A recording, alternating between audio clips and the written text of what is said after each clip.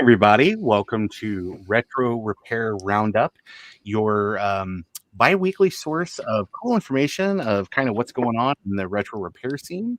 I am this week's Roundup host, I guess, for lack of a better word, Ron from Ron's Computer Videos. Let's go around the table and or around the circle up the wagons, whatever you guys want to call it. We're gonna get all the terminology right at some point.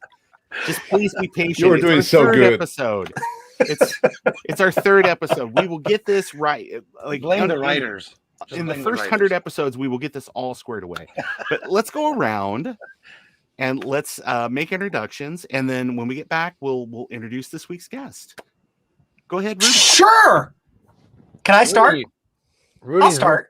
Okay, Joe, you start. I'm Joe from Joe's Computer Museum here on YouTube. Hey, what? Wait, what? Say what? I was gonna say, if we're going alphabetical, we should have worked that out too. Joe. Okay, I already said it. Javier, go next. Hello, folks. Partners, I am Javier Rivera, and I'm here to see what I do. It's yet to be seen. Go ahead. I'm Rudy from Rudy's Retro. I'm just here to laugh. Well, we'll work on it for sure, Rudy. I don't know why you had to do your big hair reveal at the top of the show. I just got new plugs put in. Oh, nice. Very cool. B and C, no doubt. Yes, but it's like a chia pet. You add water and it grows. So we'll see what happens. Here's hoping. Fingers crossed. Everybody, we want to introduce this week's special guest. Take it away. Oh, me? Just start talking? No, Jeremy. I'm going to go ahead and I'm going to build you up here. Yeah, I will. Everybody, our special guest this week is Jeremy from Jeremy's Retro Bar. He's had some really cool press that kind of happened recently where he's been featured. You kind of did the reveal on a couple of things and it got picked up by the French media and pretty amazing stuff. But Jeremy, if you would, please go ahead and introduce yourself. Sure. I'm Jeremy from Jeremy's Retro Bar.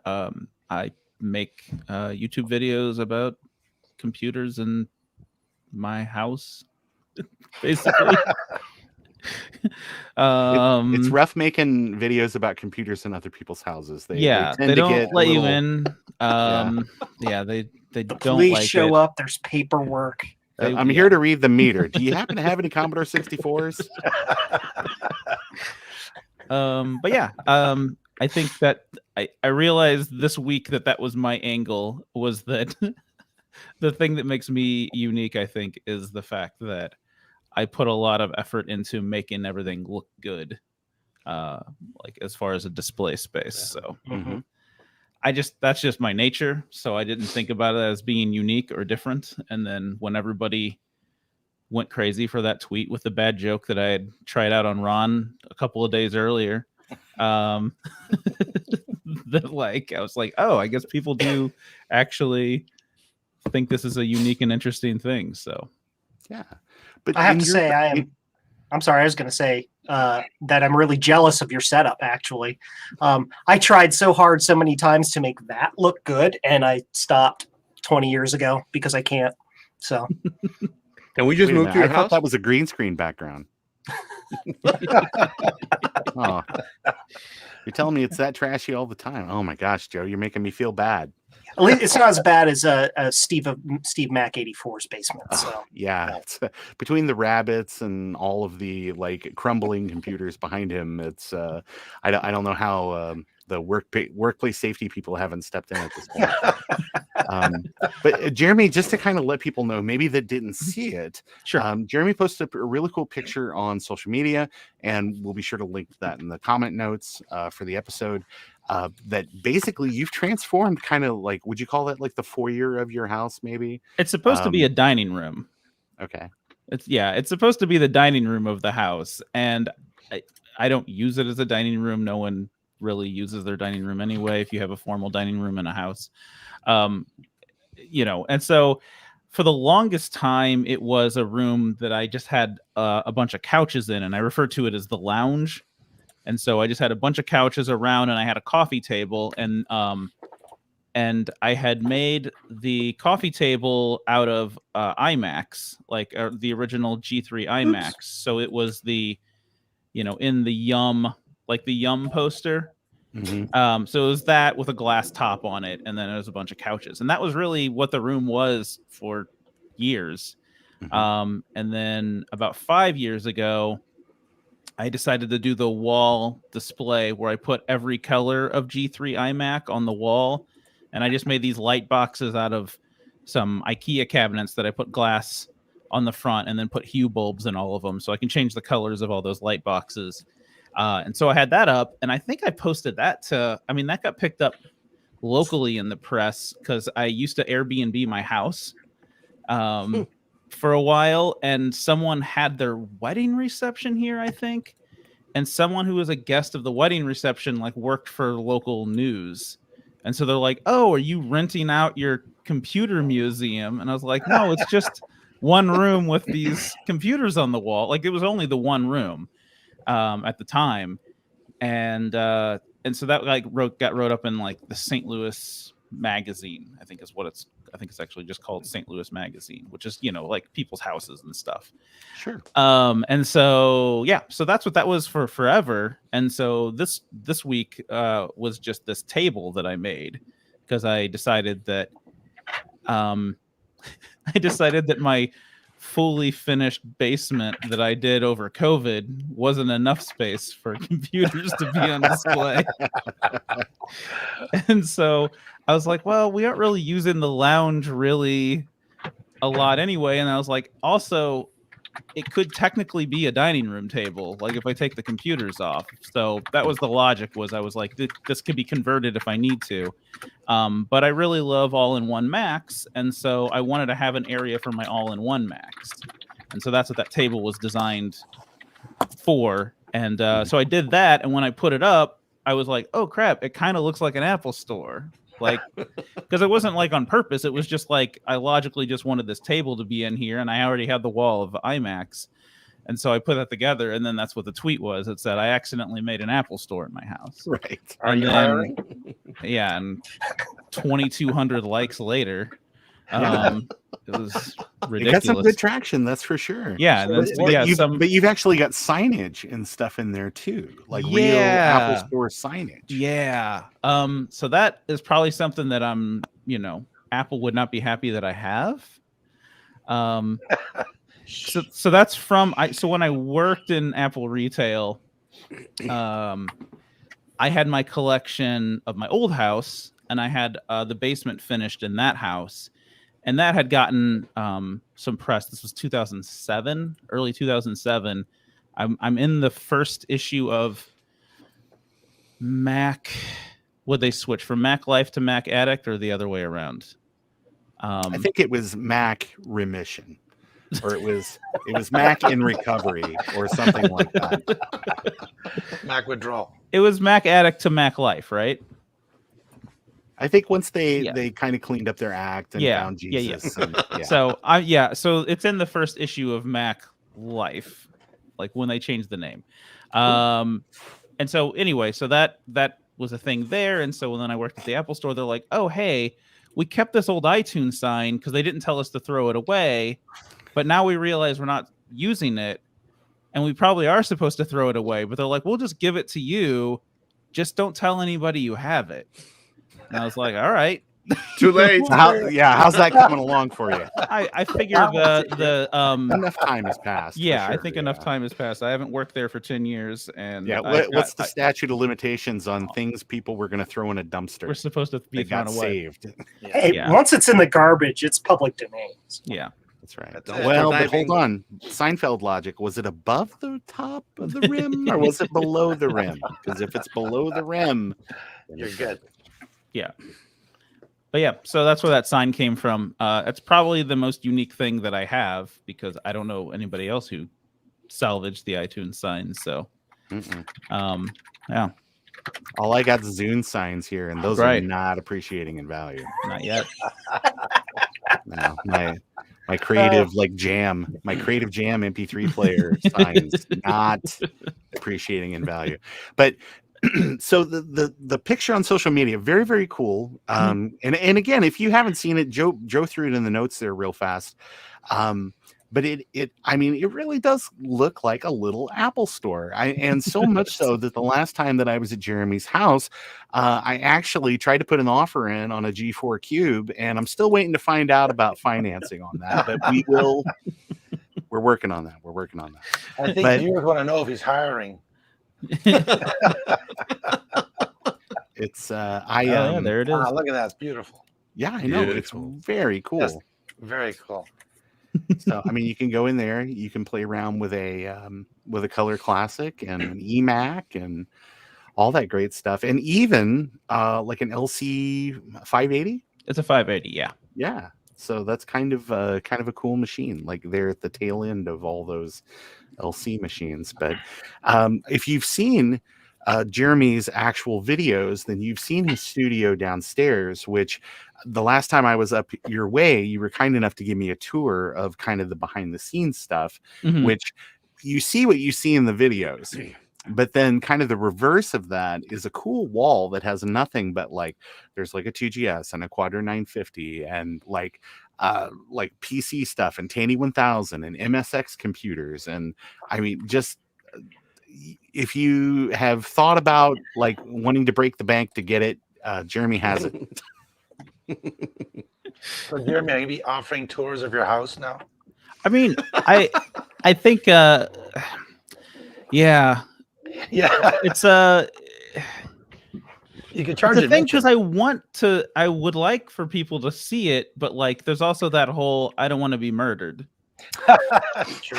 So it's always that. It's, right. Trying to balance. You are in that STL area, aren't you? Yeah. Yeah, Which I Just heard do a 360-degree video. Yeah, just make a 360. Yeah. And then you do like a QTVR video, and it'll be like everybody can virtually virtually tour. Touch the max. The hot. Pick the hot. That's the new spots hot and- stuff. Yeah.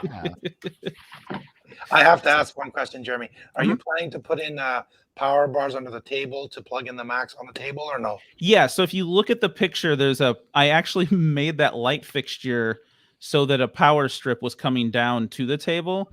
Nice. I literally just got it done Christmas Eve. I think I finished it Christmas Eve or the day before Christmas Eve, and then I hosted family, and then I had a New Year's party, and I wasn't dealing with any of that. And so I didn't mean now. I mean, like, are you And some planning computers to- disappeared. yeah. Oh, I just need to literally go buy 2 power strips and then plug it in. And You have to upgrade your circuit breaker in your house. Well, I did that already. Oh, cool. How did your New Year's Eve marathon death match?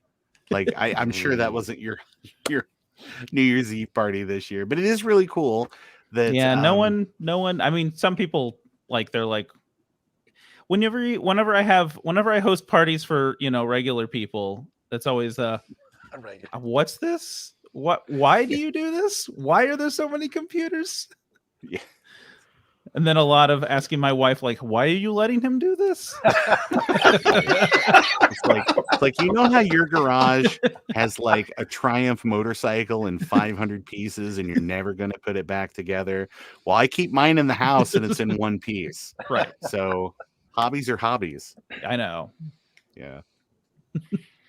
But that's way cool. And you've got like an amazing repair setup there and like more replacement parts you can shake a stick at, and just really, really cool machines. If there was a machine in your collection that you absolutely thought was like,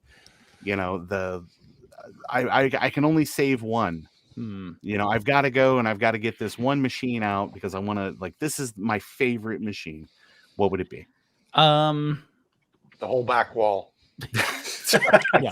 I was gonna say there's a couple, but to me, I think it would be the ones that are most significant. So this guy right here is my first Mac. Like my first new Mac was the G4, and that's the actual one. I didn't sell it or get rid of it. So that's still original. My original iMac. So maybe that just for sentimental reasons.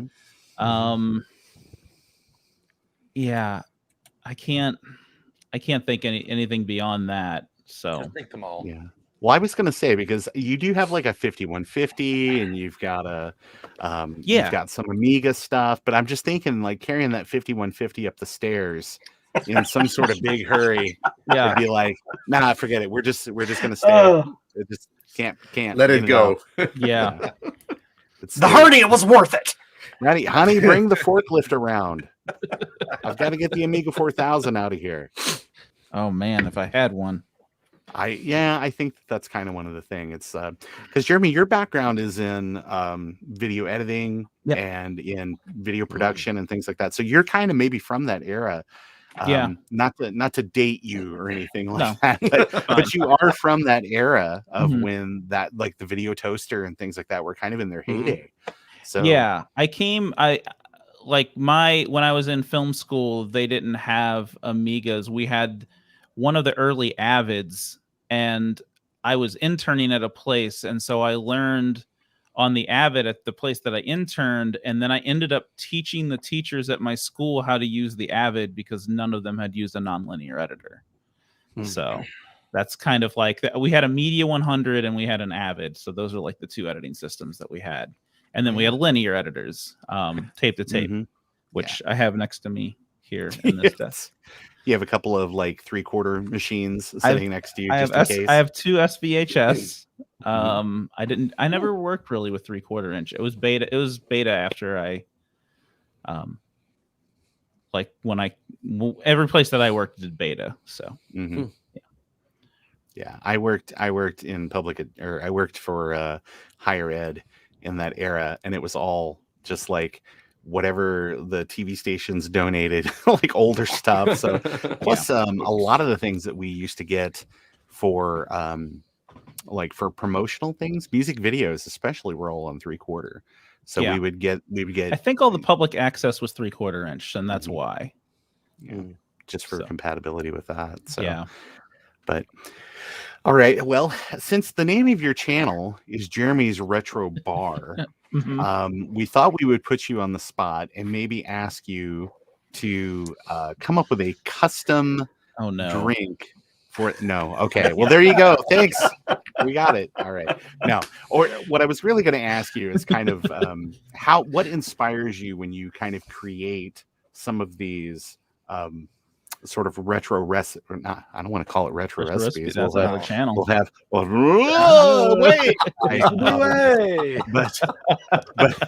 when you come up with some of these, there's probably a special word for like a drink recipe, but when you come up with some of these drink recipes, all these cocktails, what is your inspiration for coming up with those? So for a while it was inspired by the episode that I was making. So like when I did the 3Com Audrey, I found a cocktail called an Audrey, and then I made that cocktail.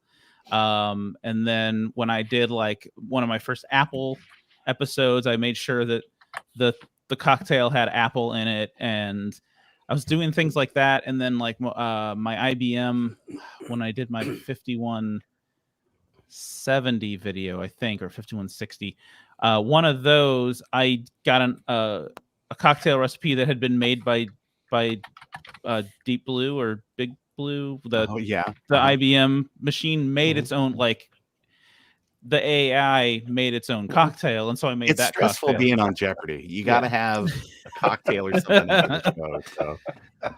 So for a while I was doing that, but then I realized I would delay starting production of an episode because I was stressed trying to figure out a cocktail to go with the show, and it was just taking forever. And so I actually outsourced the cocktails to my wife, who just made a schedule, and she's like, here's everything. And so now it's kind of just based on time of year. So like my 2 December episodes both were like very Christmassy drinks. So that's kind of the theme now, so that I don't delay starting making the episode, because I'm like, I need to find something that ties into an Amiga. Have a few more drinks and you'll figure it out. Yeah, exactly. Pour another one, honey. Go on. All right, we call this one the leaky capacitors and clock battery explosion. It's for Amigas. Yeah. So, well, that's good though. It's kind of interesting. It's always cool to kind of hear about people's process on how they kind of come up with things. My stuff just it's spur of the moment, just kind of like just trying to get it, just trying to get something out in the themed month of whatever it is that's going on right then. Yeah. Oh crap! December's over. Oh man, I forgot. I It's always like my- forget about the theme months, and then I'm like, oh no, I was gonna do this, and now I have to do this. Yeah, I know. It's you put undue stress on yourself too. But I did get my Septandy video out on the 32nd of the month, so I feel good. I feel good about that. So, well, normally we're kind of at the point in the show where we have a new segment that we're going to call "What You Working On." I originally said "What You Working On, Willis," but I was downvoted for that, much in the same way that we've already received a cease and desist order from Perry Fractric's legal team. So Jeremy, what you working on?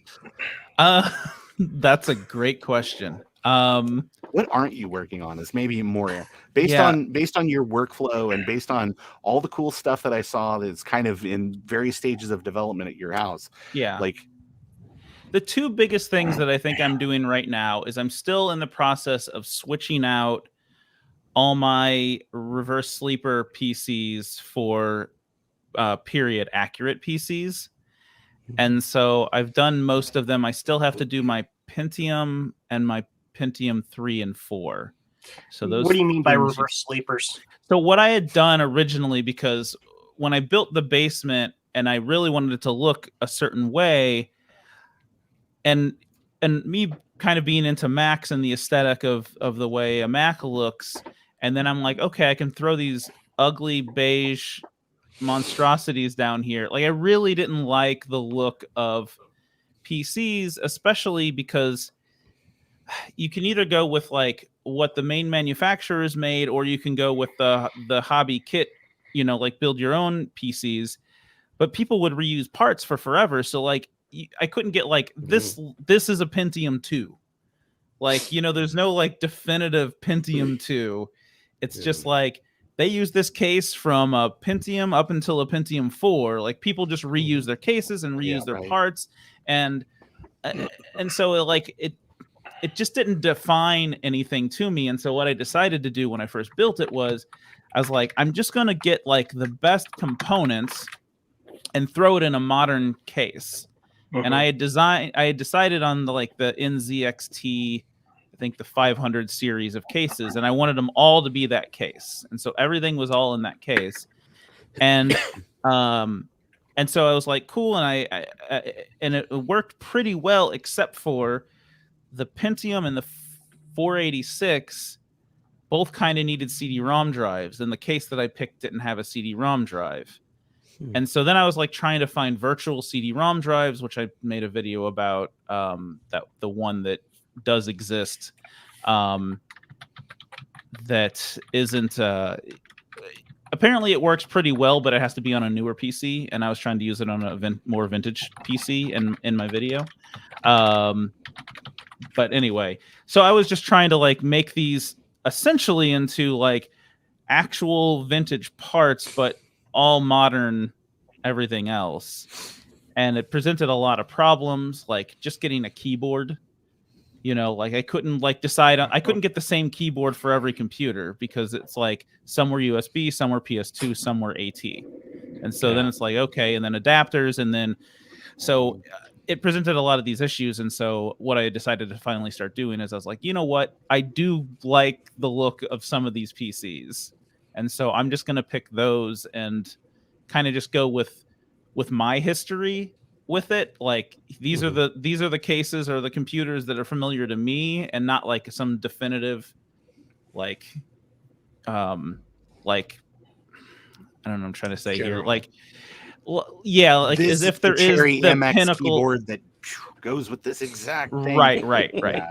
So it's just, and you're right though, because this is ultimately like your story, and it's my story, and not so much Rudy's story, but definitely Javier and Joe's story. We're maybe it's Rudy's story. Yeah, really. Let's, No, I think let's you be should generous do in the new year. next video. But yeah, so I think that's it. As I finally got confidence in like my own history with computers, and I was like, okay, I'm just gonna get like I'm gonna make my 486 look like the 486 I had in high school. And so like I couldn't find the exact case because it was some weird manufacturer, but I have one pretty close to what I had. And like, you know, once I built it, I was like, oh, this is awesome. Like this does feel like my computer. And then my 386 is very similar to the 386 that my friend had, that when I would go over to his house for sleepovers and we'd play Sierra games all night, like it's like his PC. And so like that's kind of what I started switching them all out for. So anyway.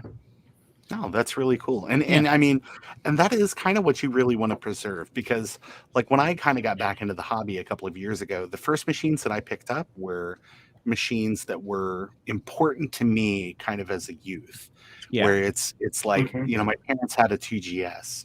And so I was like, that was one of the very first, like before I even got like a 2E or anything like that, that was what I sought out first. And so, yeah, no, I absolutely understand that, because that's what means the most to you. And that's absolutely Eric in chat says, dude, you're getting a Dell. People, that's really true.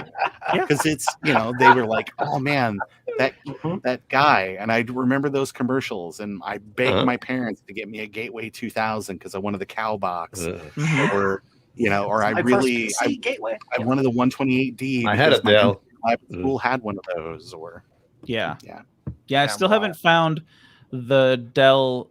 The first computer I bought on my own was a Dell Pentium, I think 100, and I still haven't gotten that guy yet. So, Joe, I can't tell what that was. What was that? Oh, that's my first Apple IIe. Oh, nice. Oh, yeah, it's really cool. Well, Jeremy, that's really cool. I'm glad that, because, and again, doing reverse sleeper, kind of like unsleepering your machines. I did want to tell people about your 20th anniversary Mac that actually had a 128K motherboard strapped to the back of it. That was the ultimate sleeper Mac. Yeah. But we'll let you do a video about that in the future. But let's go through, and I like the order that we did. I was gonna say, sorry to interrupt, but just on that same note, this right here is actually a PC. Yeah. What? LCD replacements and all Yeah, that. I did an LCD. It has a Raspberry Pi running a Mac emulator, so it just runs After Dark. And then inside of it is an i7, and then it's plugged into a computer next to it. Super sleeper. Yeah, Very cool. I don't know if I should be offended I know. or You know. impressed. No, I know. It's a weird. Again, it was in the whole like me not wanting to build a PC that looked like a PC. So I was like, well, I'll just make it look like a Mac. Hey, you know, it's your hardware. If you want to stuff a Raspberry Pi in it, that's fine. Or, you know, shove a paper clip in the power connector. You know, whatever. It's what you want. Poor David. David. We love David. We're just we have to give him a hard time about it. Yeah, no, it's no, absolutely. Let's. All right, Marcia, what do you got? What, me? Yeah, you. You're up. Okay. First of all, hold on. First of all, we have to talk about. We have to talk about this. Okay. Okay, I gotta explain then. The thing is that when you need to do something, Is that and you don't know if it's gonna happen or it's gonna work, or you need some retrobrite, there you go. Is that Saint you? Javier.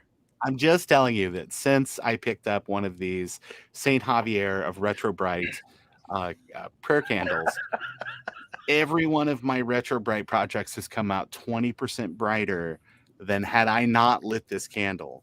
So your mileage may vary, especially people that live like, you know, up above the tree line, but in the rest of the world, I swear It by will work. It will work. Anyway, So what have you been working on, Javier? I've been working. I've been a busy lately, actually. I've been working on a lot of little projects. I just released a video a few minutes ago. I got a CEC memory board and I just installed it. So you got to see that video later. So it's a very rare computer. But also on that part, I got this little boy over here, and this is actually an Apple II, and it runs on batteries, and it is really an Apple II, so it works. No Is it keyboard. is it like an FPGA, an emulator, or does it use a It's Mega not 2 an emulator. It's bare metal, and it actually, it works. It comes from the same guy from the Hong Kong guy, Mhm. and I'm trying to HK Boo. HK Boo, yeah, and I'm trying to show off, but it doesn't work. Anyway, it connects to this keyboard, and there you go. So you can select which game you want to load, and it's images, and it's cool size. It runs. Let me see what it is. Yeah, let me put Dung Biddle, so maybe it loads faster. You should put a link in the notes. Well, he doesn't have it. This is a beta.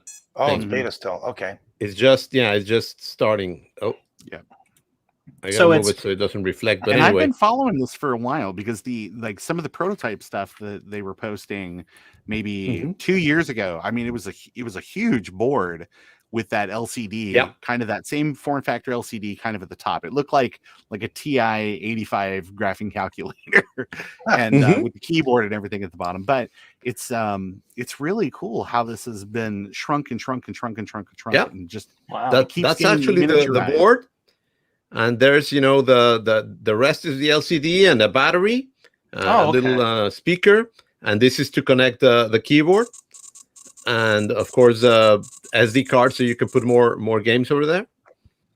So it's very, very cool. See, that's pretty small. Pretty soon it'll be in a watch. It'll be an e-watch. I was gonna say awesome. It just I love it. Strap, and I'll finally have my Apple II Dick Tracy watch. Then and on that same thing, actually. Here we go. I know what this is. I know what this is. Oh yeah. So I've been playing with some small things. So guess what? You're looking at the first working joystick. Oh, wicked. This joystick works. Yeah. It I haven't finished it, but I already played Dung Biddles with this. And it works perfectly. The buttons work.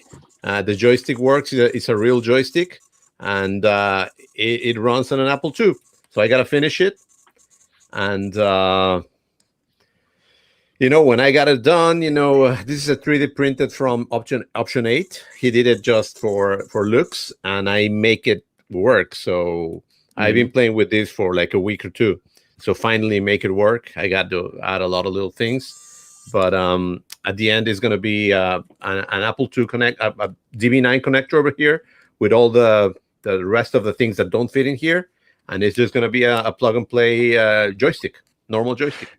I fully expected you to have the little baby joystick, and at the other end of that cable was a box about the size of a toaster. That it's like, okay, here's all the electronics needed. Nope, it's going to be actually very small. So it's going to be in a normal connector. Okay. So you're going to just connect it to. So size doesn't matter then. Size doesn't matter. You see, that's what I've been hearing that my whole life. So it's good to have it confirmed here. As long as it's working. That's right. Hey, howdy here. Yeah. Herb in the comments is asking when it might be available, and I'm thinking he's asking about the Apple II emulator thing. Oh yeah, the Apple II emulator. I don't know. I gotta ask Kbu HK, but he sent me this one precisely for that because he wanted me to test it. And again, it's a little bit complex because right now you gotta use either a PC keyboard, USB keyboard connected directly, or a wireless keyboard, but it has to be USB. Also, you can use a USB joystick, or not joystick, but those game sticks, so you can play games.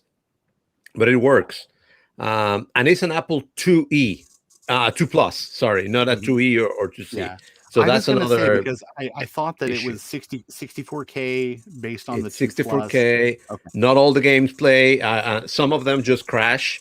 So I tried to run Total Replay. It doesn't work. So Still under Coming wraps, but soon. it's pretty Coming good. soon. DJ Cray Coming says, soon. "You guys know The Incredible Shrinking Woman is just a movie, right? There isn't any real tiny people for a demographic market yet." No. You never know. You never DJ, know. You say that, but the Galaxy Glue people, they are constantly innovating. So they are creating new markets all the time. They're good for Devices. Baby Groot or something like that. Yeah. So yeah, those are the main things That's that I've pretty been cool. working on. That's so awesome. pretty cool. Pretty That'd be cool. neat if you could make a case like almost like a Game Boy. So you don't really Oh, need a yeah, that's what keyboard, we're you talking just about. use the joystick and buttons. to Preload it with Total Replay, and you'll Yeah, have yeah. a mobile Apple II games box. Yeah, that'd be Ooh. great. Dude, that that's thing it. better be available by Kansas Fest. Everybody running around with those. I may surprise you. Yes, actually, yeah, All right. Yeah, and I think, actually an Apple IIe. It's a different project. Okay. I think the but I host may. of the show would like one. Yeah. Yeah. Great. Yeah. Joyce, So these Javier. are the Yeah. Nice. cool things. Thank you man. very much.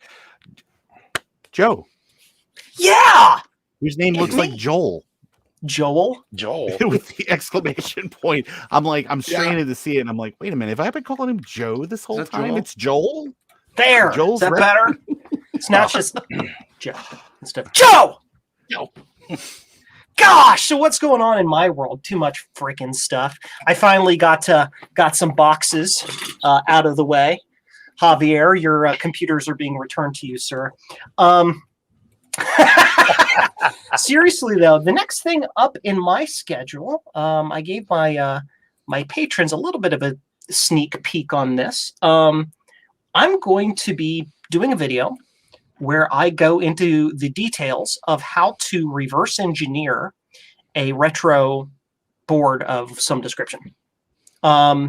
Just to give people idea of what's involved in doing that, from the low level of stripping the board to scanning it, to what software to use, how to use that software, caveats, things, and all of that stuff, even so far as how to use the board layout software to then create a schematic after the fact, so that you can have a full good understanding of cloning that board. Not necessarily for the fact of cloning copyrighted material or anything like that, but for understanding how these things work and putting back into production, especially rare stuff. I've made like 3 or 4 copies of boards now, and I want to be able to get some of that knowledge back out into the community. So I think I'm going to be doing a scripted video on that here soon. Very cool. Well, a lot of that stuff you've been working on is largely kind of unobtainium at this point. Yeah. So yeah, I don't see where there's really an issue. If these folks aren't like producing it and it only exists as some ultra rare thing that's just like trading hands between collectors, you're not looking to like destroy somebody's like all my retirement language cards. It's exactly. But absolutely trying to make it easier for people to maybe get in and do some of the cool things on these old platforms. Certainly. And in my particular case, that is my focus on a lot of that stuff. Like the keyboard encoder for the Apple III. Those are literally unobtainium. They were made only ever for the Apple III, and the only place you can get them are from other Apple IIIs. Yeah, right. And to keep those old machines running, we had to reverse engineer the thing to make it work. The soft card, which is the background of this right here, the soft card for the Apple III. I'm working on a memory card, the memory upgrade card for the Franklin Ace 2000. Shh, don't tell anybody. Things like that were just basically impossible to get. And I always make sure that in my clones as well, it's obvious that it's a clone and not an original, so that you can't do the whole you're screwing up prices and all that stupid BS. That's not my focus. You've made sure to eliminate all of like the dead end traces and things like that. So to update the designs to kind of take maybe a tiny bit of the complexity out. Sometimes it depends. It depends on the design. Some designs I have cleaned up. Others I've kind of left them the way they are because they had a little bit of charm. Like the the soft card 3 here. It's got all these wonderful curvy traces, and like they don't need to be curvy, but I left them that way because curves are nice. Yeah. So, That's cool. Nice. All right. Joe, thanks very much. Let me read this next one with my old man eyes. Rudriff's Retritel. Retritel? Oh, it's bigger now. Rudy's Retro Intel. There you go. What I'm working on right now is a couple of things I'm putting together. A good friend of mine who's a collector of everything retro, like any brand, any type. He just dropped off 6 VIC-20s and 2 Commodore 64Cs, and he bought them and has no idea if they work. So we'll be doing a kind of like a marathon video on that to see. It'll be really short if they all work, or be longer if they don't.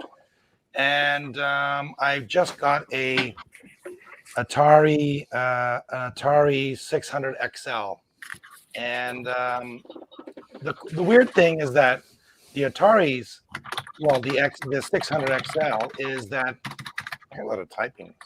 I know.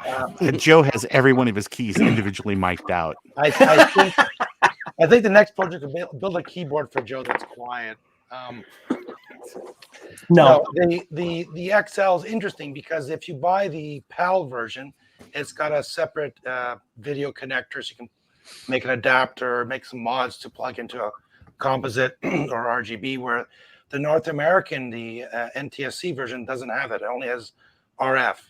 Mm-hmm. And I haven't found any schematics or people have modified it. So I'm going to be building a mod for that goes straight into composite. So I'll be doing a video on that. Cool. And then releasing some schematics. What else? I'm also working on the Apple II Plus clone. I'm going to be getting it painted. I'm trying to determine which color to paint it. I'm going to go to an auto body shop where they actually will spray paint the whole thing professionally and get it done. And introduce a bunch of upgrades to it to make it even more fun. And that's about it. That's all she wrote for now. Well, that's great. Kind of what I'm working on at the moment, now that December is done and I can stop playing like terrible DOS games. They're not that terrible. But my next thing is to kind of, if you saw my New Year's Eve live stream this year, I had a number of sort of resolutions for 2022. And one of those was to finish all my unfinished videos. And if you read the spelling, I put 2 N's in. So the joke being I was going to make all of my videos multilingual for English and Finnish. But in reality, what I'm really working on right now is I am working on a video that is comparing the performance differences between traditional 2.5-inch SCSI hard drives and the SCSI to SD for PowerBook, and the not always available but appreciated when they are blue SCSI for PowerBooks. So the idea is to go through and do some benchmarking and things like that. I know that I'm maybe only an hour into like doing things on the video, so I'll get scooped on this. So expect to see it never, but hopefully sometime soon. So, but I thought that this would be like a fun thing. My other thing that I'm going to try to do probably for the month of January is do more shorts. If you guys have noticed, kind of in the YouTube retro kind of community, shorts have taken off like in a big way, where it seems like all you need to do is hold your camera phone the wrong direction to record video, and then and shoot like a 45-minute segment about why Lowe's doesn't sell a certain. I'm joking, but there is a video that took off 500,000 views, where it was like oh, they don't sell this anymore or whatever. But it's just been something that's kind of interesting in the community. So my first one of those is going to be sort of a catalog of all the projects I didn't get to in 2021, maybe to see which one of those of all of those that I list, keep track of them. Right, can maybe keep track of them and maybe gauge interest to see what people might actually want to see me do, because I keep beating myself up that I'm like, I got to make like a 10-minute video or a 15-minute video about something that probably could be like 30 seconds of like one of these 30-second shorts. And certainly that doesn't build your view hours up, but it might actually let you know like what people might be more interested to see on your channel. So that's embracing shorter form content and, you know, trying to get some more of that stuff out the door. So you want to make shorter shorts? Yes, I want to make shorter shorts. So what will you make Bermuda shorts? I mean, if you bend down and you don't have a risk of like having a sex crime in the middle of Walmart, it is not short enough. So that's what I've got. Making a thong video then, right? It's called thongs. Short shorts. It's the thong song, but it's 10 seconds now. It's like it'd be like a hip clip version of the thong song. They're called Daisy Dukes. Yeehaw. Oh wow! Is everybody here old enough to know what a hip clip is? Or I'm there was familiar a couple with of hip clip. competing products, but yeah. So Daisy Dukes. Yep. yeah.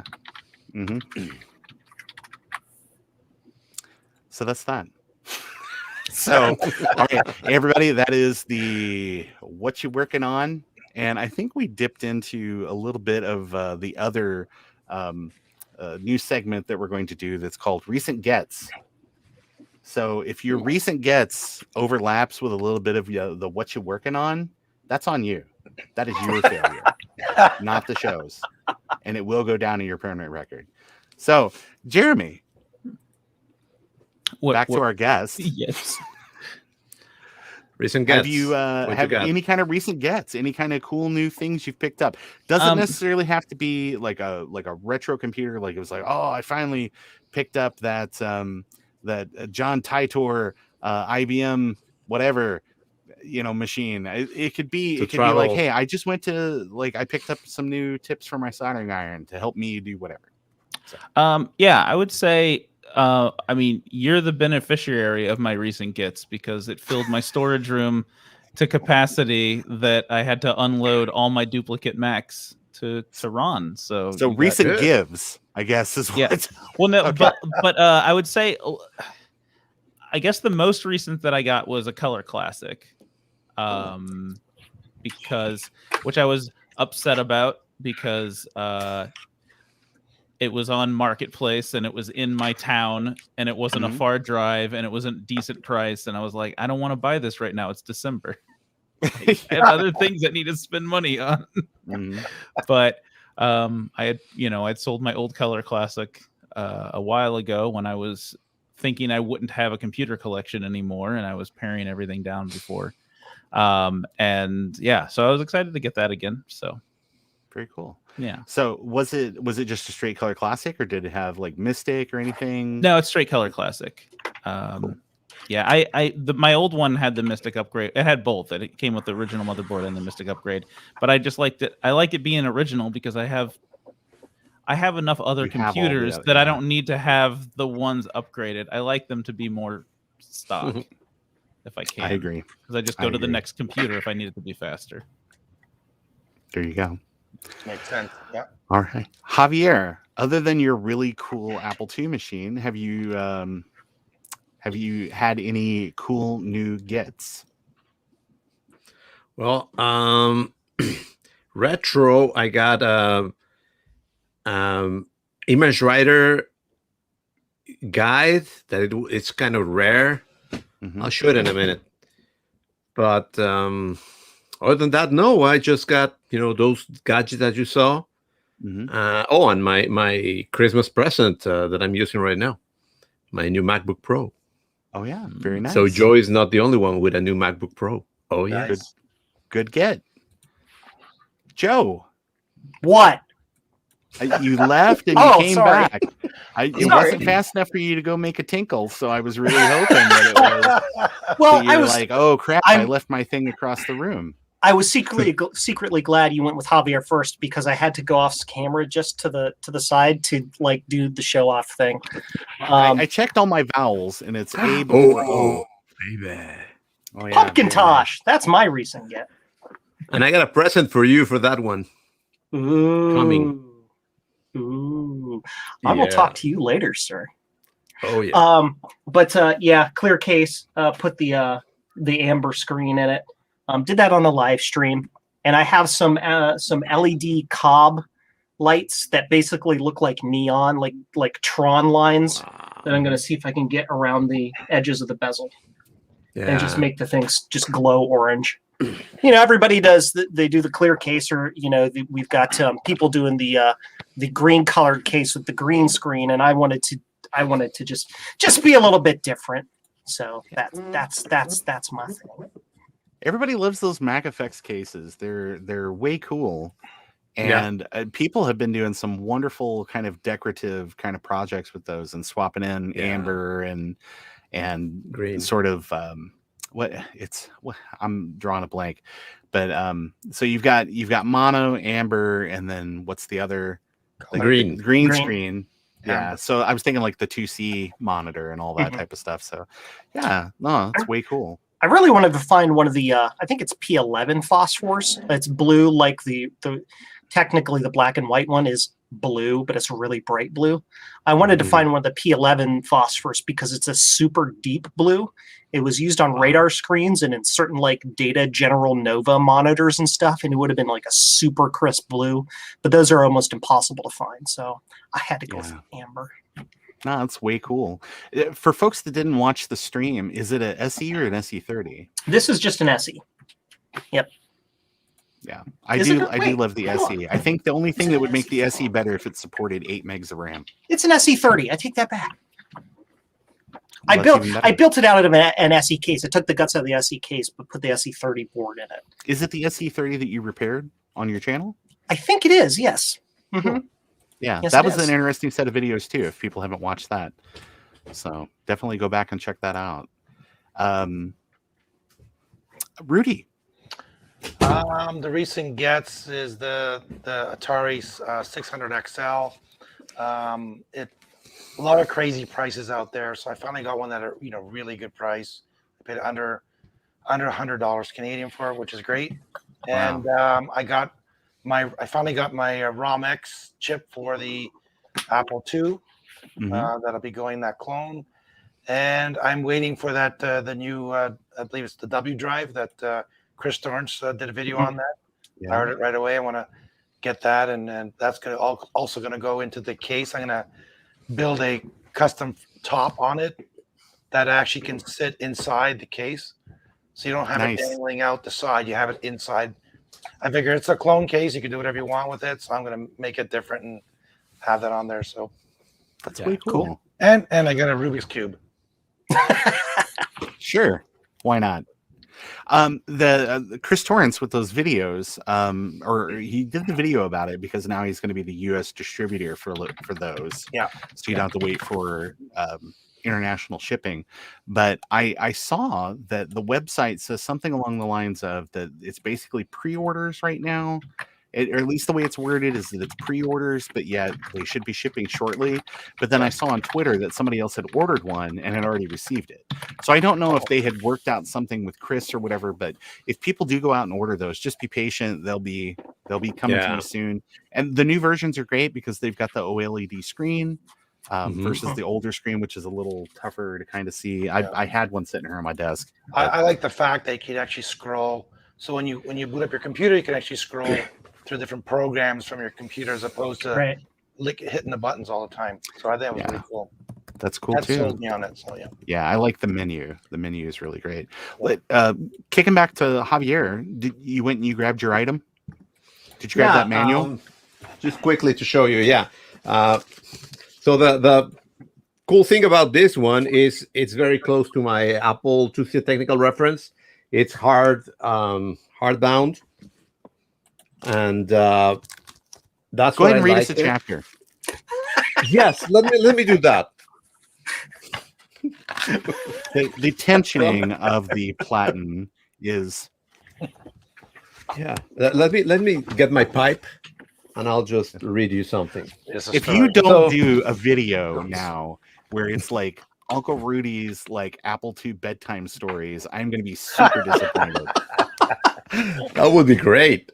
Y'all go to sleep. But yeah, I like it because it's hardcover and it matches the other ones. Very cool. Very cool. Lemon Herb One says Chris Torrance had 10 on hand that he released of those W drives. Yeah. I'm not in any kind of pin. I went ahead and I placed an order. So I just figure I wanted to, much like a lot of the things, I order stuff and it sits on my desk for a year. And it's just because I want to, number one, I'm so busy. I'm so busy. I'm like everybody else here. Like the 4 people that are sitting here tonight are some of the busiest people I know. And I so respect that you guys are taking time out to do this show and things like that, just with the like 2 hours and the promotion and setting up like all the admin and things like that. It's an amazing stretch of your time, even more than it's already stretched. But the I always order those items just because I know that I just want to encourage people to keep doing things, and I'll get around to it eventually. There's going to be a point where I have like a horrible accident and I'm nothing but like a head in a jar, and then I will finally have all the time. I am not a crux head. Right. Sorry. I'll come down and they'll put my little jar on the table and I'll be like, there was time now. Oh, it'll be very tragic. So Ron, but I'll be all alone, so who will know? Ron, you'll be doing a W drive review in 3 years from now. Is that your saying? That's right. It'll in 3 years, it'll be the Z drive by then. WXYZ. Yeah, maybe. All right. So does it follow Excel rules? And so after that, it'll be the AA drive and the AB drive. It loops back around. Yeah. It's the time floppy drive emulators are cyclical, so it just comes back to the beginning. So all right, well here's what I've got, because we're coming up on the hour mark, so we're going to have to absolutely get to the meat of the conversation this evening. But my recent get is I was able to finally go ahead, and I had ordered this like 6 months ago. It arrived like 6 months ago, and I found it this week. So no joke. I do buy stuff and I sit on it forever, but I was able to just for kind of my testing and things like that. I'm going to test it on real machines, but then I also have some adapters and stuff like that.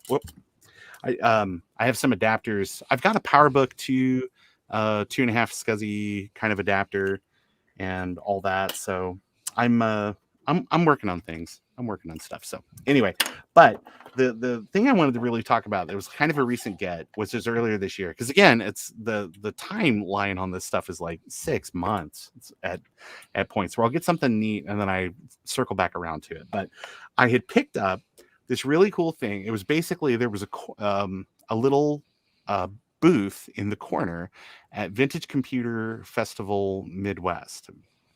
Vintage Computer Retro.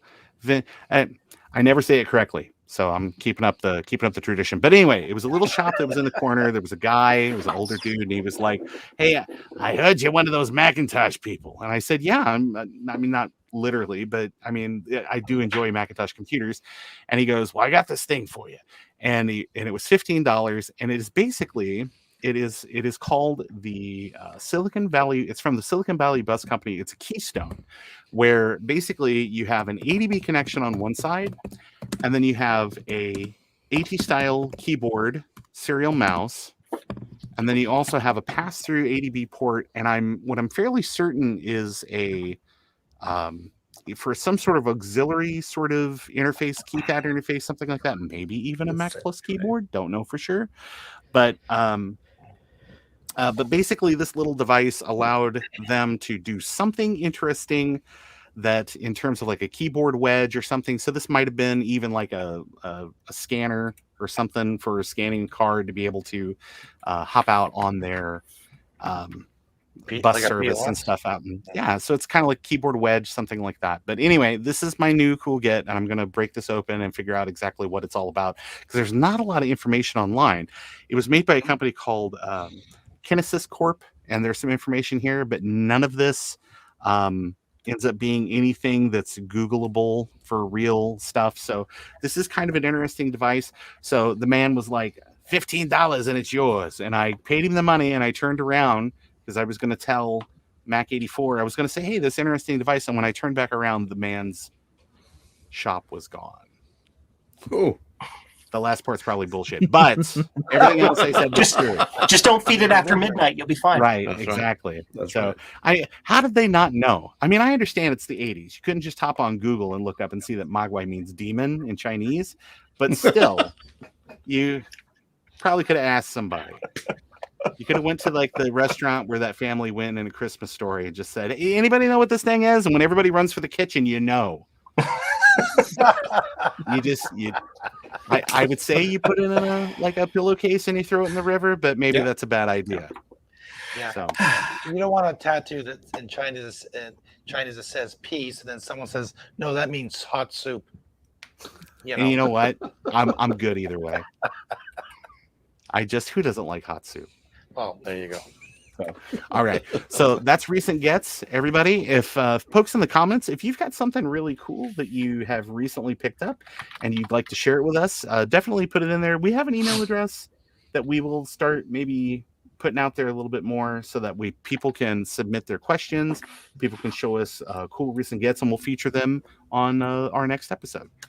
So let's talk about, since we have now crossed the hour mark, let's talk about the kind of the meat of the show, which is the repair topic of the week. Joe, go ahead and roll like the cool intro that you whipped up in the last 10 minutes to promote that. Cool retro repair topic of the week. Week. Yes, I knew it. Okay. I knew sending you to drama camp was the right thing to do. I was like, sure, he needs insulin, but forget that. Drama camp. So money well spent. Oh man. All right. So this week's repair topic of the week was chosen by our guest, and it may be a controversial one, but you know what? Controversy is exactly what this show needs if we're going to survive. Because if we can't get canceled, we're never going to get started in the first place, right?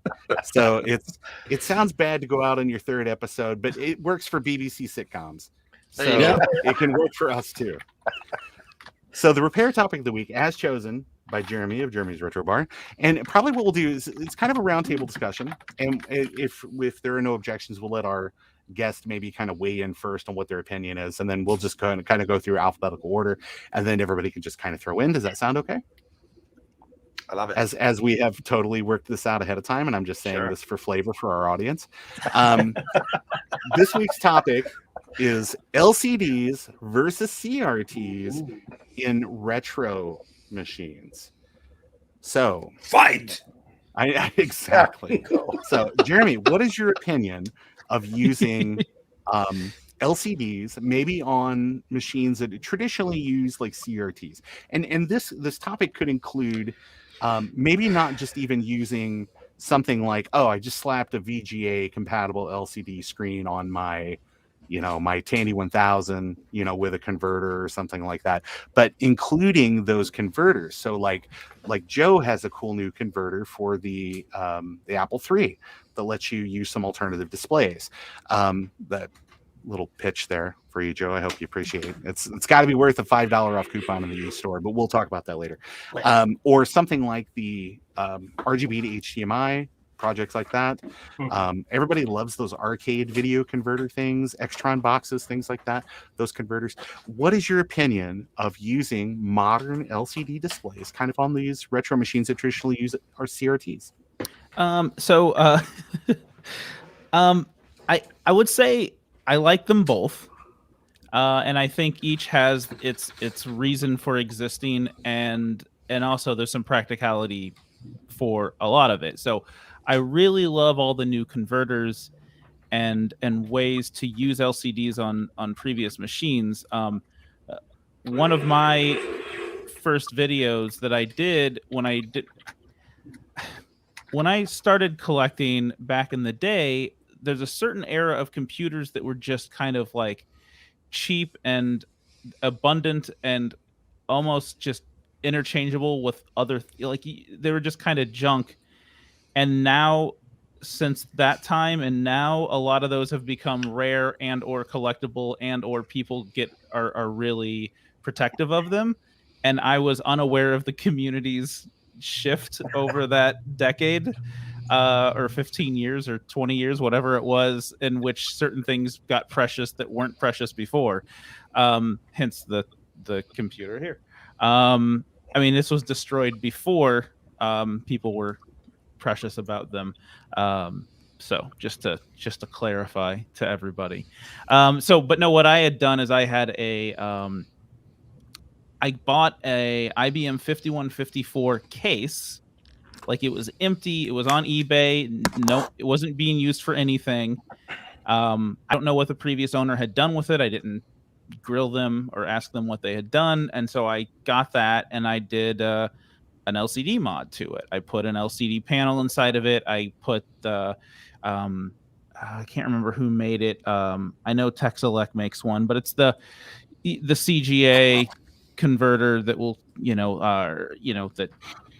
that converts that signal so that it can still work, or EGA. Signal to LCD VGA. So yeah, and it's all really nicely done and put in the case, and I thought it looked really good. And then all the comments were just like, I can't believe you destroyed this piece of history. Do you know how much these things are worth? And it's like, no, I know how much they're worth. I can't afford one, but I was able to buy an empty case and put an LCD panel in it. So yeah, obviously I would like the original, but I like that there is the option with the LCDs, and I really like that the new thing that LGR did a couple weeks ago, where a guy's taking like iPad panels and has a converter or I don't know the correct terms. I'm not an electrical engineer. I'm a video producer. So it's like a replacement and driver board, basically. Yeah, right? and so you can use that, but I love it because it's an iPad screen, so it's correct 4:3 aspect ratio, but an iPad screen is so bright and it has so many pixels that if you do integer scaling, it's gonna look amazing. And so I'm wanting to switch out the LCD panel, because the one I got was a really cheap one from AliExpress, for that, and use that screen in that mod. But of course, if you have the original hardware and you can make it work, then obviously the CRT is going to be much nicer,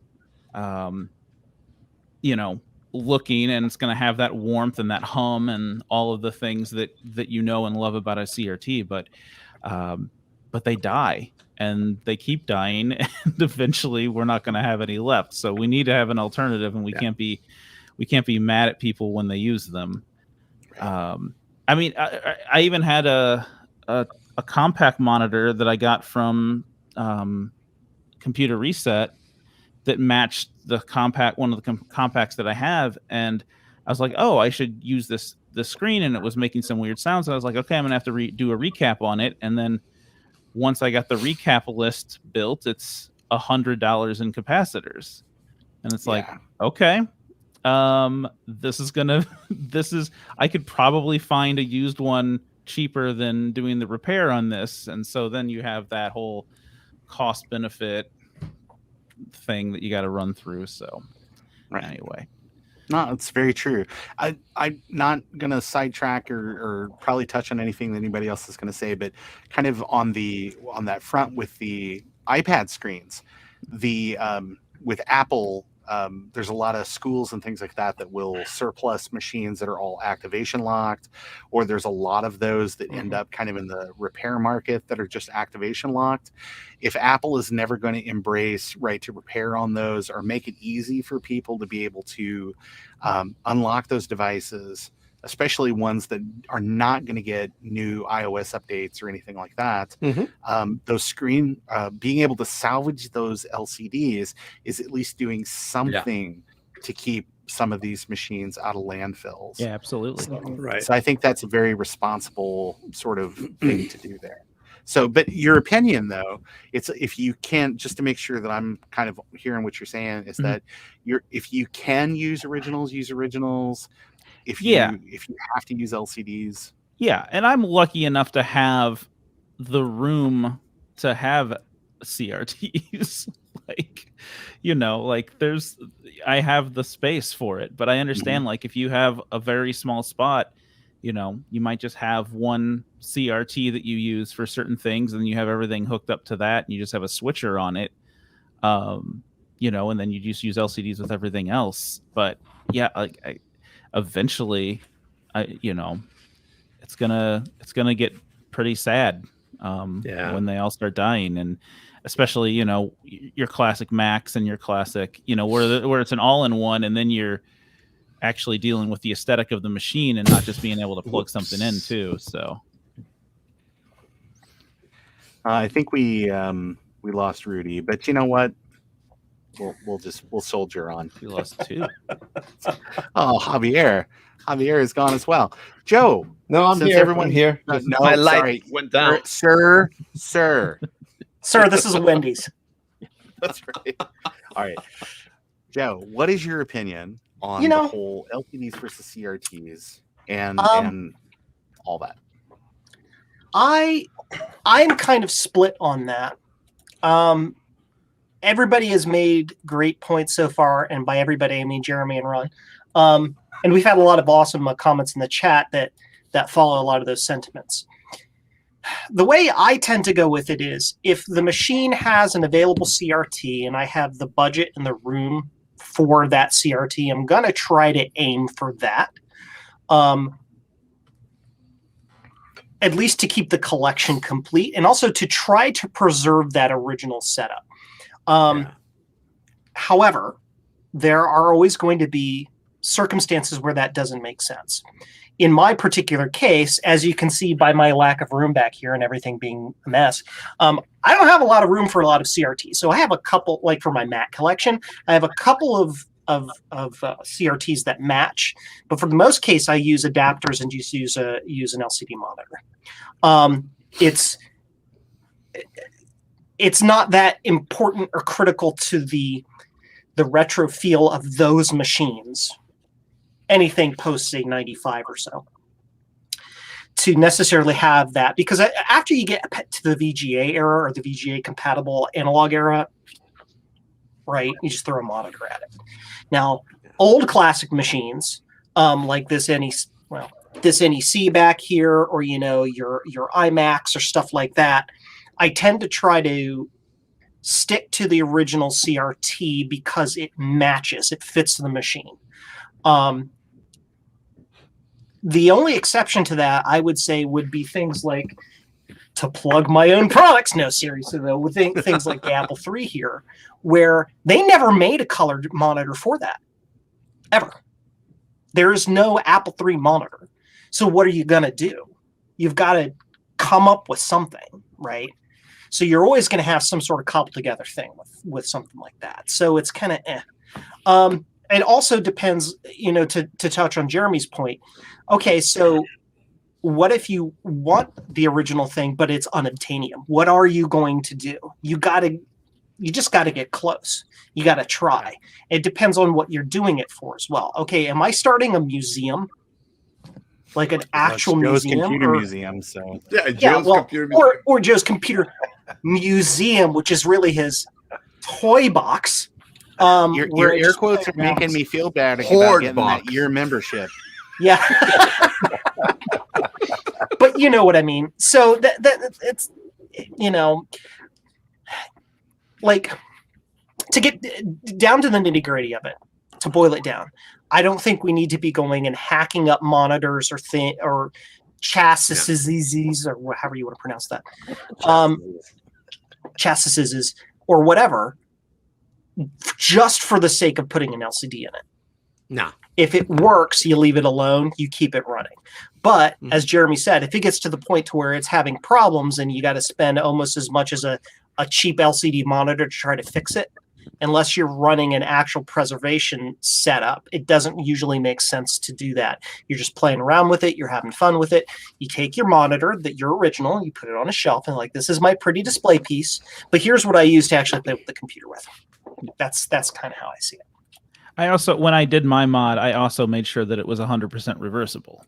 Yeah. So, like, if I somehow come across the hardware again, I can put the original hardware back in it. Like, there's nothing damaged to the case at all, which I think is a good, a good rule to do. I'm not drilling holes or cutting things out, you know, destroying the plastic. So,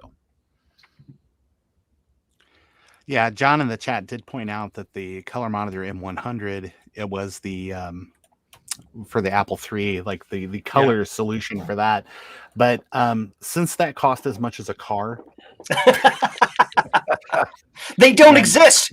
There's like and 8 of them now- that exist, yeah, and nowadays Right. they cost as much as 2 cars. and It's rough. Adam McGee in the chat probably owns like 7 of those 8. So Yeah. And I got the last one. there you go. There you go. Javier, what is your opinion on this topic, sir? Oh my God, they're gonna. I'm gonna Based on get the number of panned. LCDs behind you, what is your opinion on this topic? What do you think? No, for me, I'm like Jeremy. You know what? I am for practicality. So I want a monitor that I can, first of all, I can pick up, so I don't break a leg like my friend Stavros while carrying one. So that's one thing. The other thing is that, just like I was showing over here, there's ways that you can have an Apple monitor to see that normally is green. You can have an amber now. You can have a color, with scan lines, anything you want, and it doesn't. It's easy to use. You can change your solution. You can connect to other things. The same thing here. This is a GS, and it looks like an Apple GS, although this is actually a black and white monitor that looks very, very nice on the front. It's just exactly the same as the GS.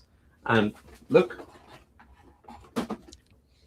so I can lift it very easy. It looks nice. Yes, it's not the beautiful original monitor, and it does have the curve and the colors and all that. But you know what? I can have it over here, and I can move it around. And if it falls down, I won't have a problem. To be fair, and the other though, one. Rudy's Encanto power was super strength, so him picking that up he was just going to be able to do that anyway. Yeah. So that's like an 80-pound CRT, right? Okay. Right.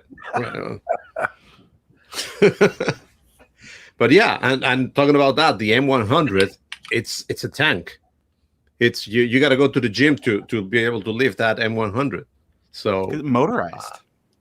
Put wheels on it. Yeah, it has everything. The engine, complete engine in there. Yeah. Well, no, the motorized thing for like the screen tilt and all that type of stuff. I mean, that's a very complicated kind of device. So. And no, kids really, driving their M100s down FDR Drive. Get off the grass. With their RGB cards and their SCART connectors. Yeah. Yeah, but honestly, I do the conversions. I've been doing the conversions for a long time. And if they ask me, destroy this one to convert it to LCD, I say, think about it. I recommend you to save this one, look for a bad one, and then convert that bad one, just like they say. But again, and I have my own CRT stored because I never use them because they're heavy. I don't have enough space, and every time I want to use it, I was talking to Joe the other day, and he said, "Oh, you have an Apple II GS monitor?" Yes, but it's on storage because it's heavy. I don't have too many uses for it.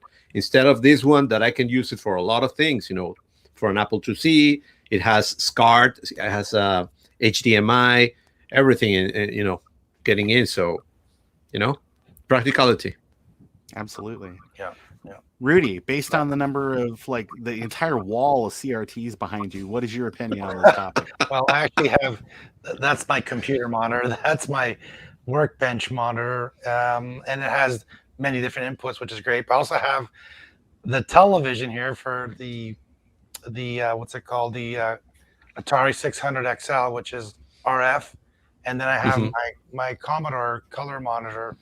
But I had at one point, I had like 12 different monitors, and I just sold them off. There's just too many. It just, where do you put it all, right? And how often do you use it? Like, how often do I use my 2 Plus or my 2E or my GS or the Commodore 64 VIC 20, all that stuff? Like, if you want to put a monitor for every computer, you need a house like Jeremy, I guess. I mean, or some kind of dance hall or something to put all this stuff. It's Airbnb, Rudy. You can rent it anytime. and then just And go then- do all and your then- retro repairs. And then your electrical bill will be crazy because those things put off a ton of heat. You have to have the air conditioning going. No, but I agree with Jeremy. I have, for example, I have a TRS-80 Model 3. Nice big TRS-80 box working. Apparently, it was working. I got it in the mail, literally in pieces. The tube broke off out of its brackets, bounced around inside. The tube shattered. Everything is destroyed. So only that was salvageable was the case. So my goal is to put a CRT in that. I'm going to put those micro PC computers inside and run your emulator with the TRS-80 emulator, then Apple emulator, Commodore emulator, all the emulators, and use the original keyboard. So it looks like it looks neat, but I haven't destroyed it because it's already destroyed. I think if you like the feel and look of a monitor, it's great. But depending on what you want and your space, it will determine how many do you keep, right? Because I had, like I said, 12 was just too many. My basement isn't finished yet. I'm going to be renovating it this year, and I have no space in this room. I like how Javier is just off recording a sound effects record, just off camera, like it's. I should mute all your favorite Halloween sounds, all in one collection. Sound effects. Needle drop. Again, multitasking as a Foley artist. Yeah, so I think if you're a purist, you're going to want the monitors, but then again, you better be able to know someone or repair them yourself, because once they break, like once a tube is gone, it's going to be hard to find another one. If the electronics components go, you can pretty much, get those or, salvage from other monitors to fix it. But it's a lot of pain in the neck work that a lot of people don't want to do. And I do some, I don't do much. I don't advertise. I fix them. I say, go to somebody else, because I can't be bothered, because it's a lot of work, and you're guaranteed you're not going to get shocked or actually fix it. That's a big thing. A good point you bring up too is the tube itself can be a big problem. The capacitors are one thing, and those are relatively easy to replace on the grand scheme. But when you've got a bad flyback, the thing is pretty much toast. Are you going to be able to find a replacement flyback for that particular monitor? Is it generic enough you can throw any flyback on it, or is it just dead? Or you've got, if the tube has typical tube aging issues, finding the repair tools to use for that tube, I don't want to say it's hard or anything like that, but like you've got to find one. It has to have the right adapter plug on it, on the back of it, to match the tube. You've got to know, well, what voltages can I do the rejuvenate function on it and not blow the filaments out, and all of that stuff, Even a degaussing tool for color monitors. Yeah. To degauss the screen itself. So it's difficult to either find those kind of tools. I know you can buy them back in the 80s, but I mean, I haven't seen any on the market. I've been looking for some. I haven't found any. And if the tube goes, now what do? Right now you have a big paperweight, and a lot of it then ends up in e-waste. So personally, I'd rather just keep one or two that I like, for period correctness. Sometimes you want to feel the effect. You're playing a game where you want to have the actual effect of the monitor for that period. But most of the times I just use the LCD, and I have my video capture card connected to it. Just easier. Great points. Javier, ever the braggart. What does he have now? It's with his M100 back there. Ah, nice. Yeah, that's very cool. I did the exercise for the week. Yeah, I was gonna say, how much does it weigh? It's like 80 pounds or something crazy like that. A lot, yeah. I don't know, a lot. Yeah, I mean, they had to build the 3 case out of solid adamantium just to support, it. So, all right, well, let me weigh in. I would say this: if you look at my collection of stuff that's visible behind me, what you'll see is that I have 2 CRTs in my rotation, and they are my CRT for my Apple IIe. This is just the mono, just the cheapy display. I like it a lot just because it is kind of like you can plug it in, you can test CRT, or I'm sorry, you can test composite sources relatively quickly. It's light, you can move it around.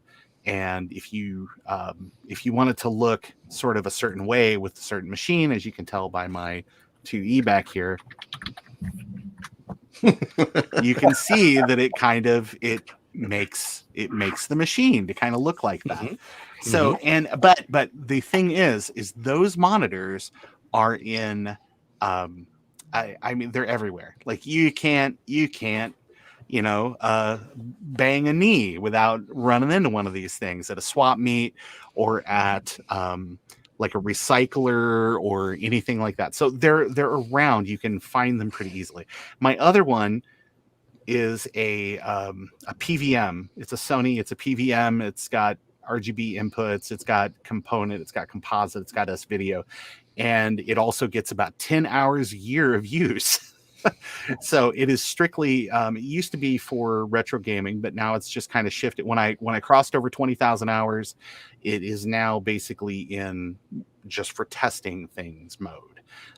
There are too many great modern solutions like the RetroTink and RGB to HDMI and things like that, where you can take sort of these older video formats and stuff and get them onto an LCD to not take advantage of that. Mostly because this hobby, a lot of it is about conservation and it's about preservation. Yeah. So yes, you can absolutely have some CRTs that sit on your machines 24/7. I wouldn't use them 24/7 because again, there's so many hours left on that tube. There's so many hours left on that flyback. There's so many. Yeah, Joe, you're 100% correct. There's only so many hours left on those devices before they're gone. Now, if it's largely, I hate to say disposable, but if it's still like kind of like a color composite, I mean, there are pallets of those sitting right now. If you are in, I'll tell you what, that's a terrible Hank Hill. Boy, I'll tell you what, it's got to be deeper. That's it. That's my agent will call me later. Boy, I'll tell you what, if you're on the border of Arlen, Texas, if you're at the border of Arlen, Texas, stop by Computer Reset because they literally have pallets of color composite monitors. So you can get all the parts you need, just load it up in your U-Haul and take it. It's $150 to go now. So, I mean, it's one price at the door, and basically anything you can take with you, you take with you. Wow. So, and LGR is going to be there shortly. So if you want to go and be like, Clint, you're such a cool dude. And he is kind of a cool dude. But if you want to go and see them, you can go and pick up some Apple II monitors at the same time. But, you got to save these things and don't make them daily drivers, I would say. And just kind of use them where it's like, oh, well, now it's a display piece. I'm going to put it out here. You're somebody like RMC who has his museum now where he's got a lot of those things. But guess what? He's also got like a pipeline on replacements and repairs and stuff where people are just lined up to do those things for him. So it's very easy to maintain something like that when you've got that kind of support network. Individual collectors, not so much.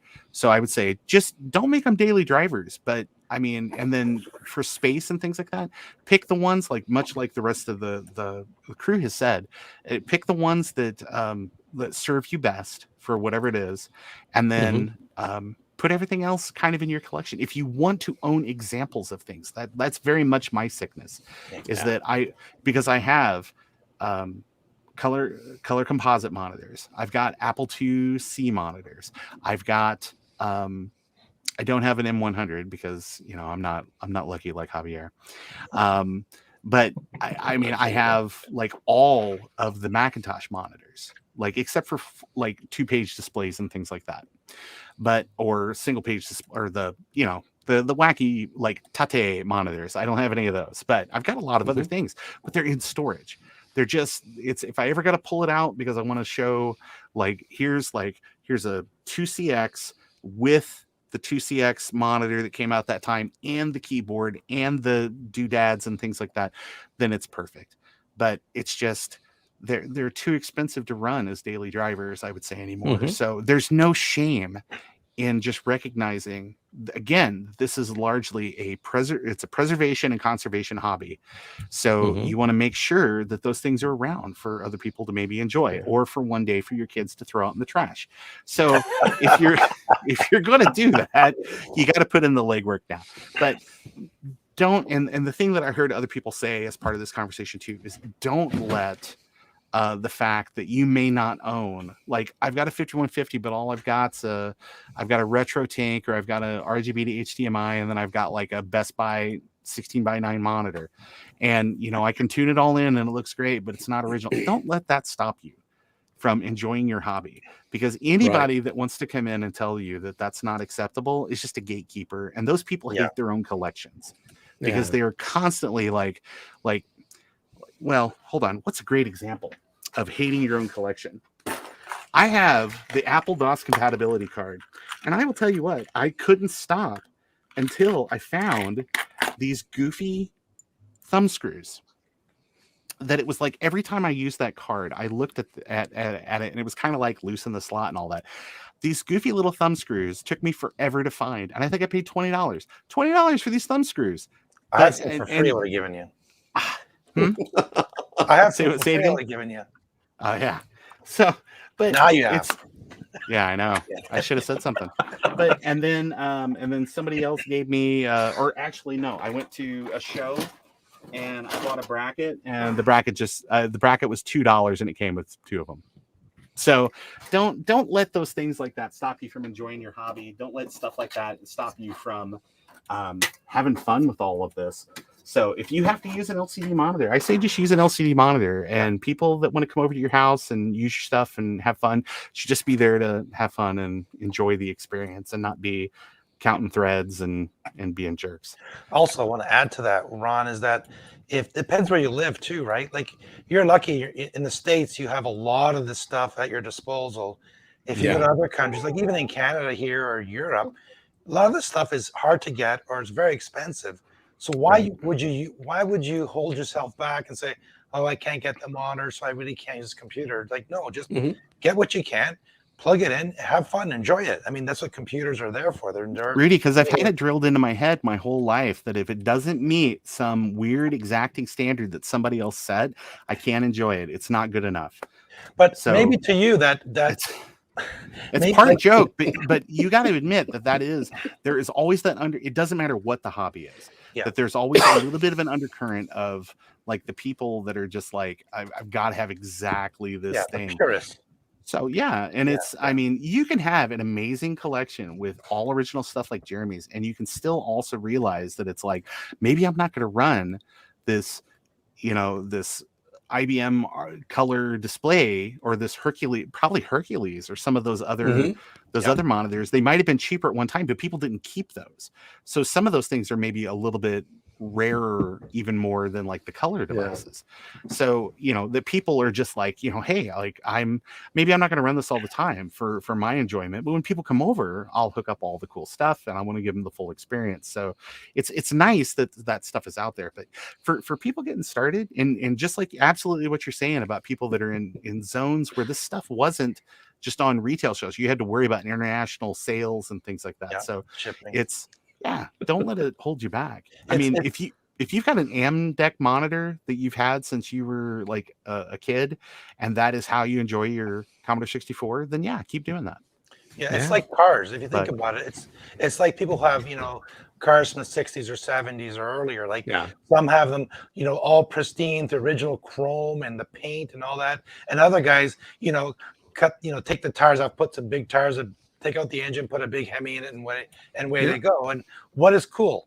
It depends on if you're a purist or not. So it doesn't really matter as long as you're enjoying the technology. I think, like Ron was saying, are you using it? Are you playing games? Are you using a word processor or whatever you're doing it? Are you enjoying the fun and the feel of using a retro computer? That's great. If you can afford to become a purist and find all the exact manuals and sealed wrappers and the monitors and cables and all that. Huge slam on Javier out of nowhere.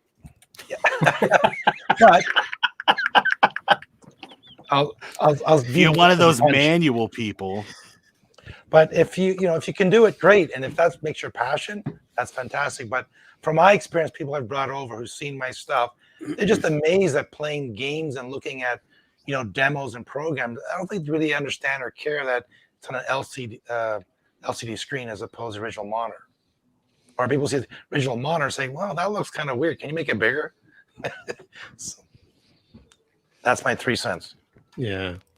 Just want to note a quick comment from Reed Reinfeld in the chat. It's not really directly with what we were talking about, but he wanted to thank us during the first stream. He had a question about his power supply. We're like, just replace it. Doesn't make sense to try to do anything with it. And he did, and it fixed his computer. Yeah. Glad to help. Yeah. That's very cool.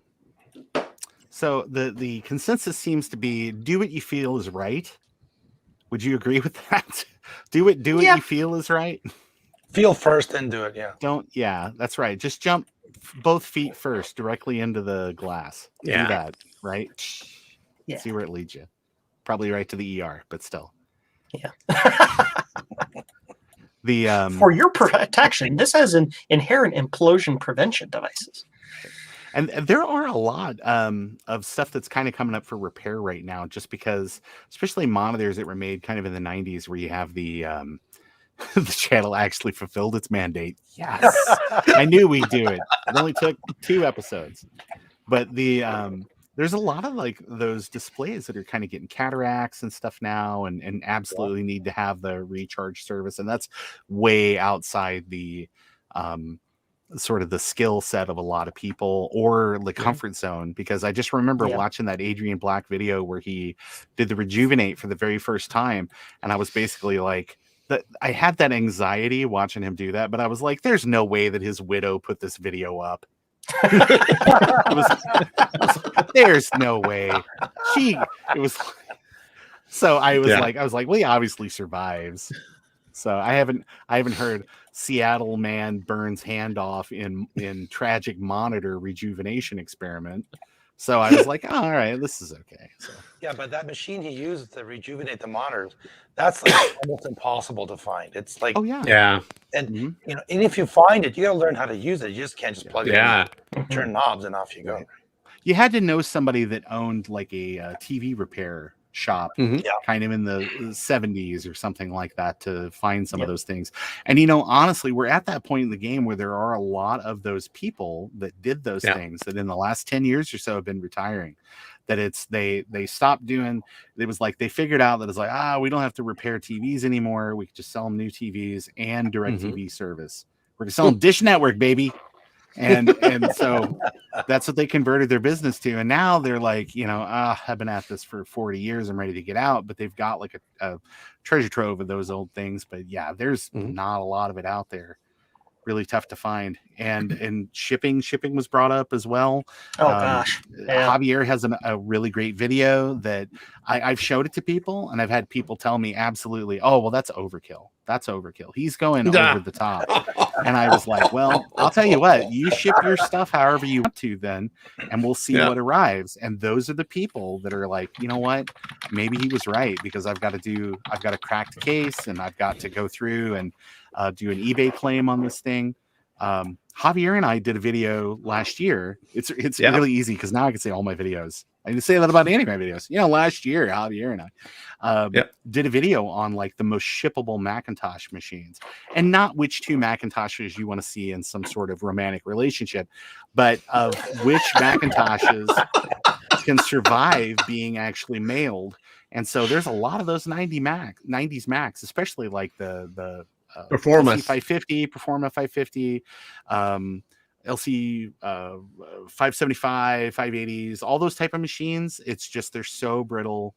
Like there's one for sale right now, kind of in Jeremy's market, that I wouldn't trust it. I mean, it's already, you can see how fatigued it is. I would not trust it to drive across town. That's how bad it looks already. So. No, but that's true. It's kind of tough getting those things where you want them to go, and there's a lot of people that won't make the effort to ship things properly. My TRSA Model 3. Like I said, it was almost like I was either mad or gonna cry. It's like, what are you gonna do? The only thing that survived basically was the shell, the case, and the Yeah. keyboard. But the guy had wrapped it in a dog towel, and that was it. Threw it in the box, and it's like, Yeah, I had to rejoin Facebook because of Marketplace because I figured it's easier for me to just drive to a place close, to like buy stuff local or local-ish within the like a 5-hour drive of my house. I'd rather do that than to have them try to ship a thing and have it come in pieces because I sold a Lisa back in the day, and I had them professionally pack it, and it arrived in pieces to the person that it went to. And I'm just like, oh wow. Well, but at least you've got something to fall back on, where it's like I paid you guys to. Yeah, no, and that's package exactly it, what I so- did. And but like it took 3 months to get the claim and get the money back, and it was just like it was a huge mess. And now there's one less Lisa, which sucks.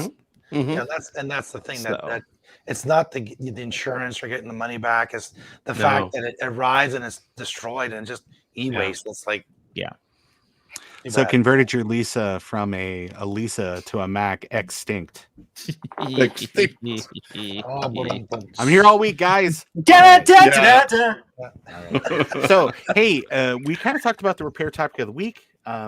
Do we want to go ahead and open things up to the floor? We got about 20 minutes kind of left. Let's do it. Let's go ahead and let's open up to the floor. If people have technical questions or anything you'd like to ask the extremely hot Rudy, or our guest about, if you have questions for our guest about his collection, or if you have repair questions that we can maybe answer, we would love to hear them. Operators are standing by. Lines are open. Caller. Golly, you're talking to Larry King. Let's go. There's our first question or statement for you. It's I just flew in, and boy, are my arms tired. So I try not to be that hacky, but it is what it is. Rich Bright says the weight of your bubble wrap should be greater than or equal to the weight of the equipment you ship. That works. How do you ship the known universe around like one item? All right, I've got it packed. Just go ahead and pick it up on your end now. Okay, got it. Oh man. Just put in a shipping container in the middle. Yeah, right. Fill it with foam, expanding foam. Yes, Michael, don't have to be publicly challenged, Michael, but it happens. Again, I've got Tom Scott hair today, so I don't. So I'm glad I'm covering it up. It's but you're an actor. That's fake. What is fake? Oh, my fake hair. Your hair, baby. If it was fake, it would match my goatee. I'm just saying. Yes, packing peanuts are the worst way to go. Yeah. Yes. Absolutely. Anything that compressible things. So everybody thinks they're saving the environment with, and maybe that's a good thing. That's a good jumping off topic, where it's with the packing materials on a lot of those things. It's the peanuts. Everybody gets those like the water soluble sort of like you could put them in a bowl and put sugar on top and eat them because they're just starch. Those packing peanuts, those are the literal worst. Like, here's what you should do. It sounds bad for the environment, but there's a follow-up. Use all the bubble wrap you want. Use all the styrofoam you want. Use all the pool noodles you want. But then when it arrives on the other side, ask them to hold on to them. Because they'll absolutely, that's right. in 3 months, they're going to have something come up where they wish that they would have held on to those packing peanuts, so they hadn't thrown it out with the trash or something. It's anything that can pack it flat, stick it in a closet somewhere, and just use it later. That's the reuse part of the recycling sort of thing. And I can't agree more with that. I cannot tell you the last time I purchased actual packing material for anything I've shipped to anything I sent anybody. It goes in a corner every time I get something, and it just goes right in a box and right back out to people. So, yeah, absolutely. We got a bag full of that too. Yeah. Yep. Just like the 2C giveaway we did last year. All that stuff came from all the Amazon boxes my wife gets or myself. Just pop it in there. And the styrofoam, you can't recycle it. I'm not sure in the US, but in Canada, it goes in the garbage. So why don't just keep it aside, have different size and shape. You cut it and pop it in and off you go. And it's a great way to reuse it and actually get, into a landfill somewhere. Yeah. Very true. I always end up with like a ton of packing material. I'm constantly, like I said, I'm constantly buying stuff, and I'll get like little envelopes and I'll get boxes from people, and it's the weirdest box that I ever got was somebody sent me something in a box for like adult diapers, and it was just adult diapers, and it came to work. And so Okay. when I got the package from somebody in my office, they were kind of like giving me the kind of look, and I was like, Are you okay? it was a hell of a Taco Tuesday, so you just got to do what you got to do. But you know, a lot of those times I just take those boxes, you just flip them inside out, and it's just like a generic box, and away it goes. So don't be afraid to, like, you know, flip it and do it. But hey, we've got an actual question. Yeah. When Apple IIe keys repeat too fast, is that a capacitor problem? It can be, kind of. Yeah. So the Apple IIe has a KR9600 or AY3600 Pro keyboard encoder in it. Ask me how I know. I engineered it.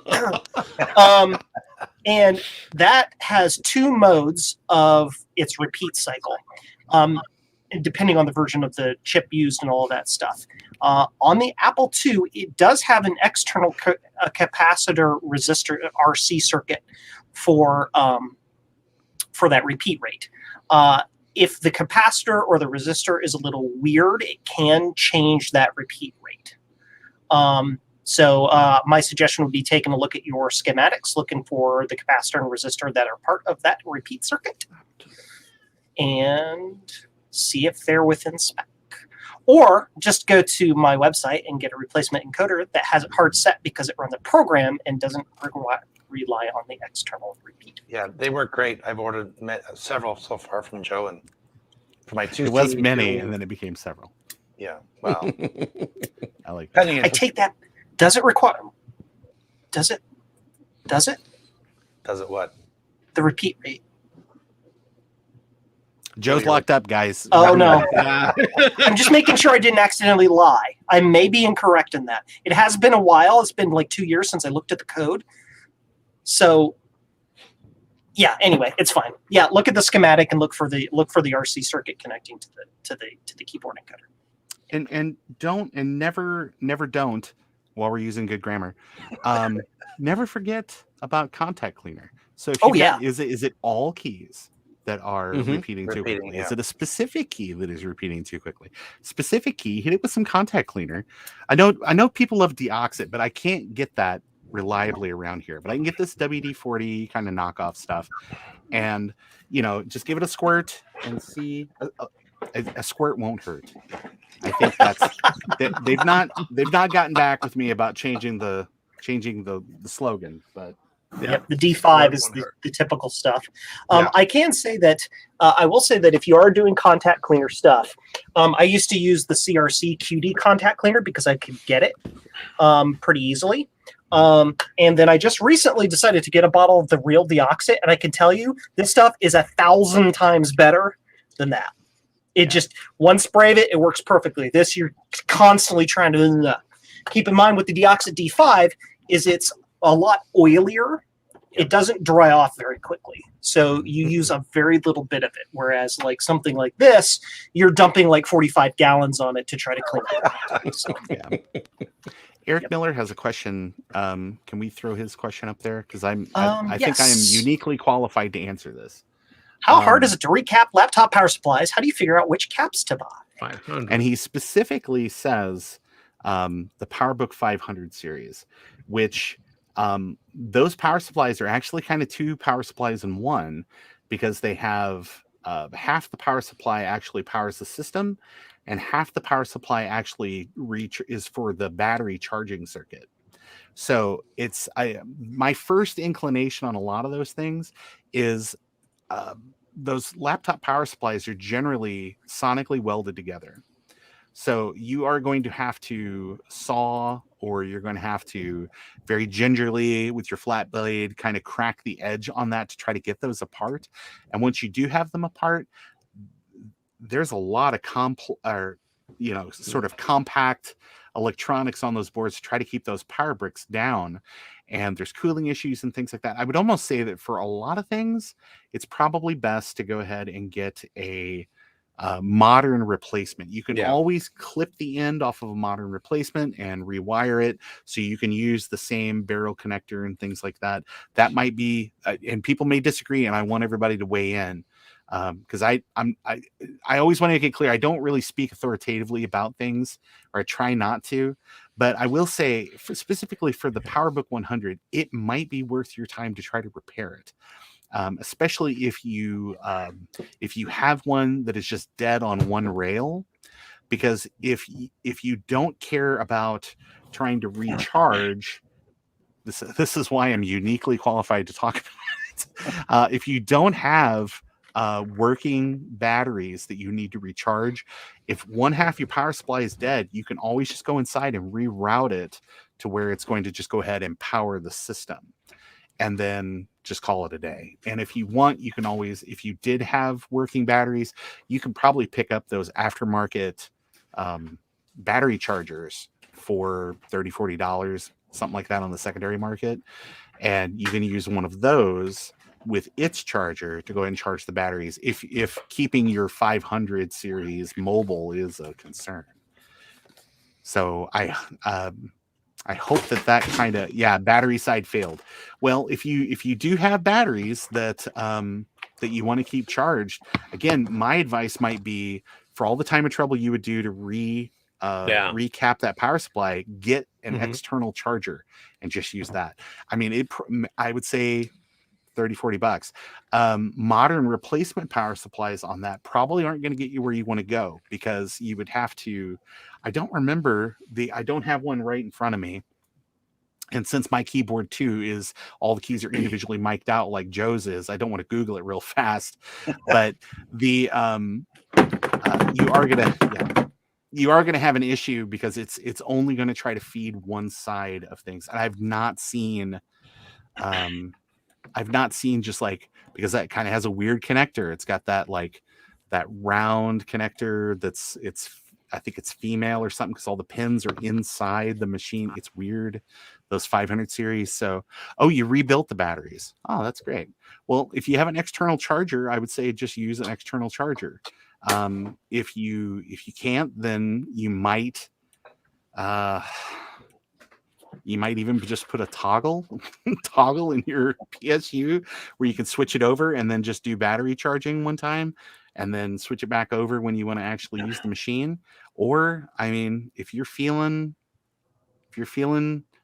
froggy, I mean, you could pull it apart and try to recap it. But I mean, I have not seen any aftermarket chargers for the 500 series. No. Like, I know Newer and some other companies made mobile chargers, but from my understanding is that the mobile chargers do not charge the battery. They strictly charge the PowerBook 100. Or 500. I could be wrong on that. That's probably be a Google. Eric, I will reach out to you with some more information about that. But team, what do you guys think about modern replacement power supplies for some of these older laptops? Well, I did on mine. This is my PowerBook 180. I actually opened it up and I put a Sony power supply inside. So it's the same thing. It's just, with a new power supply. So it saved me a lot of effort and headaches. The same thing with the batteries. I did the same thing. Somebody print me a 3D new version, and there's rechargeable batteries inside that I can show later. And it works perfectly. I need to see that, because I have like a 170 and a 180 and a 145 and a 165 and a. These are Amazon rechargeable batteries. The only thing is that you got to recharge them in the recharger, not through the. Yeah, that's the only caveat. But at least they got a battery that works. Yeah, true. You put a some sort of solid state hard drive replacement in there, and I bet it lasts quite a long time. Yeah, I got that, and I got replaced the little battery that comes inside. I have a video in my channel too about it. Yeah. But then this brings up another question. Do you go back and replace your monitor with a LCD and then put solid state drives and stuff and use aftermarket power supplies, or or are you a purist, which you have to have all the original equipment and everything? I'm a have a user. floppy EMU and everything? Yeah. Do I'm you a have user. a I prefer to use so things and not to Rotec? keep them originals. Personally, when it comes to power supplies, if it needs to be replaced, I would replace it. If you can't fix it, replace it. You don't want to burn out your computer just because you didn't want to spend the money you don't have the money to spend for a proper replacement, or if the replacement is even bad. Yeah. These are big questions in the I know in the Commodore community. The Commodore 64 power supplies are crap. They're like either they work or they'll catch fire kind of thing. Mhm. Right? Agreed, And 100%. Ask me how. Ask my dead Sid chip. Yeah. Mm-hmm. I did a video on that where I got that was because a 64 kept by lightning, but in my repairs on 64s, I find that a lot of power supplies have killed many computers. So if in doubt, replace it with either a modern replacement With modern supplies, or like Javier did, get a 3D case, print it so it looks, proper, and put modern components, and off you go. Yeah. And if you happen to accidentally wire that backwards, send it to me and I'll fix it for you. And you have a video on that too. Oh yeah. Hey, Ron, real quick, Vintage Hillbilly Shack asks if a Meanwell power supply would help in the case of the PowerBook 500. Very possibly. And again, the whole thing, and I actually found a picture here while I was googling around that I just pasted into chat, is that is what the power supply connection looks like for the 500 series. And there's a one connector, or basically it needs to be able to output 16 volts. Can I interrupt you real quick? 2 different connections at a high enough amperage to be able to run the machine and to charge the battery. So Ron, can you put that in the private chat, because it's not private chatter, so I can copy it over. Yeah, thank you. Oh yeah, that's right. I wouldn't be able to pay. Sorry, admin stuff, background. Yeah. Don't pay any attention to the guy behind the screen. That's right. So as long as you could find a power supply that would be able to provide the amperage that's required with the voltages required, I am sure anything is possible. Yeah. But just in the Googling around that I did a second ago, it does seem that there are a couple of aftermarket projects where they're even using like step-up transformers and things like that, where you can just power it off a USB-C connection. So there's a forum thread out on on that other forum, and then there probably will be similar threads that will pop up over on Tinker Different. Vintage Hillbilly Shack had an update from something on previous episodes. If I assume it is a he, it might be a she, wants to drop that in the chat and let us know what that update is, that'd be cool. We need to get a 1-800 number that people can call in. Yeah. It's the pre-tape everybody who's watching, we did try to tweet out a request for questions ahead of time. So just keep in mind too, you can throw us tweets for questions between episodes that we can run through as well. And we do want to get an email open that you can email us those questions at. We do have an email address, but it's a big long string of complicated gobbledygook, and somebody named Joe forgot to create the alias to create the real address that you guys can email to. So we will get that out to you eventually. It's all binary. Yeah. That's a Joe thing. So he says the Zenith Super Sport laptops use a string controller card connected to the main boards and running ribbon cable JVC at MFM. I'd really like to figure out what that card's 40-pin port really is. Yes, he was mentioning that he was working on ways to get that reverse engineered, because I guess that laptop uses that really funky hard drive controller that there's a way to replace the drives, but it's some sort of $400 or $500 specialist thing that's used in CNC machines or something. So for the hobbyist, it's kind of inaccessible. So I guess he's been working on ways to find a way to get around that problem. I'll be excited to see what he works out. It's anything like that, especially for those unobtainium things. It's always good to have some sort of other solution. Like I've started to notice that there's now converters for like MFM and RLL to kind of like move that over to like solid state sort of solution, so you can still use those controllers. You don't have to use XT IDE because for some, well, I think there's even like a firmware revision for that now that will remove all the menus just for purists, because they don't want to see like all the XT IDE stuff come up like when you first boot the machine. So there's like a silent mode firmware or something that I think I was reading about that. But so Ron, I think I saw that. Yeah. Ron, so you're saying there's someone selling a unit that replaces the MFM drives? Yeah, it's basically a converter that converts that MFM or the RLL interface, converts it over where you can use like M1. It's not like a SATA port or anything like that. I think it absolutely uses like M1 style SSDs, so you can put a 120 gig SSD in there, of which I can store all software that was ever made for this computer on this computer. Right. It's sort of like asking, is there a link for something like that? Is it the one that Adrian's Digital Basement did? I saw him make a video. He did a video about it recently. Yeah, I'll check it out, because I'm looking. A friend of mine has a very rare 10 megabyte hard drive. It's called a D9090s for Commodore computers. Used for the PET, and I believe you can use it for the 64. Anyways, I don't know much about it, but he asked me to look at it, and a broken one on eBay is like $5,000. Like it's crazy rare and expensive. He saw a guy in Germany sold his for $9,000. So that's at Lisa money. Yeah. So if I can get something like that for him and he can get it going, then he'll owe me big time. Yeah, and there are other solutions and stuff for the PET and all that, which gets you access to oh God, what is the words? It is Sunday. It's hard with word making. That like high capacity storage kind of stuff. Mass storage. Oh, yeah.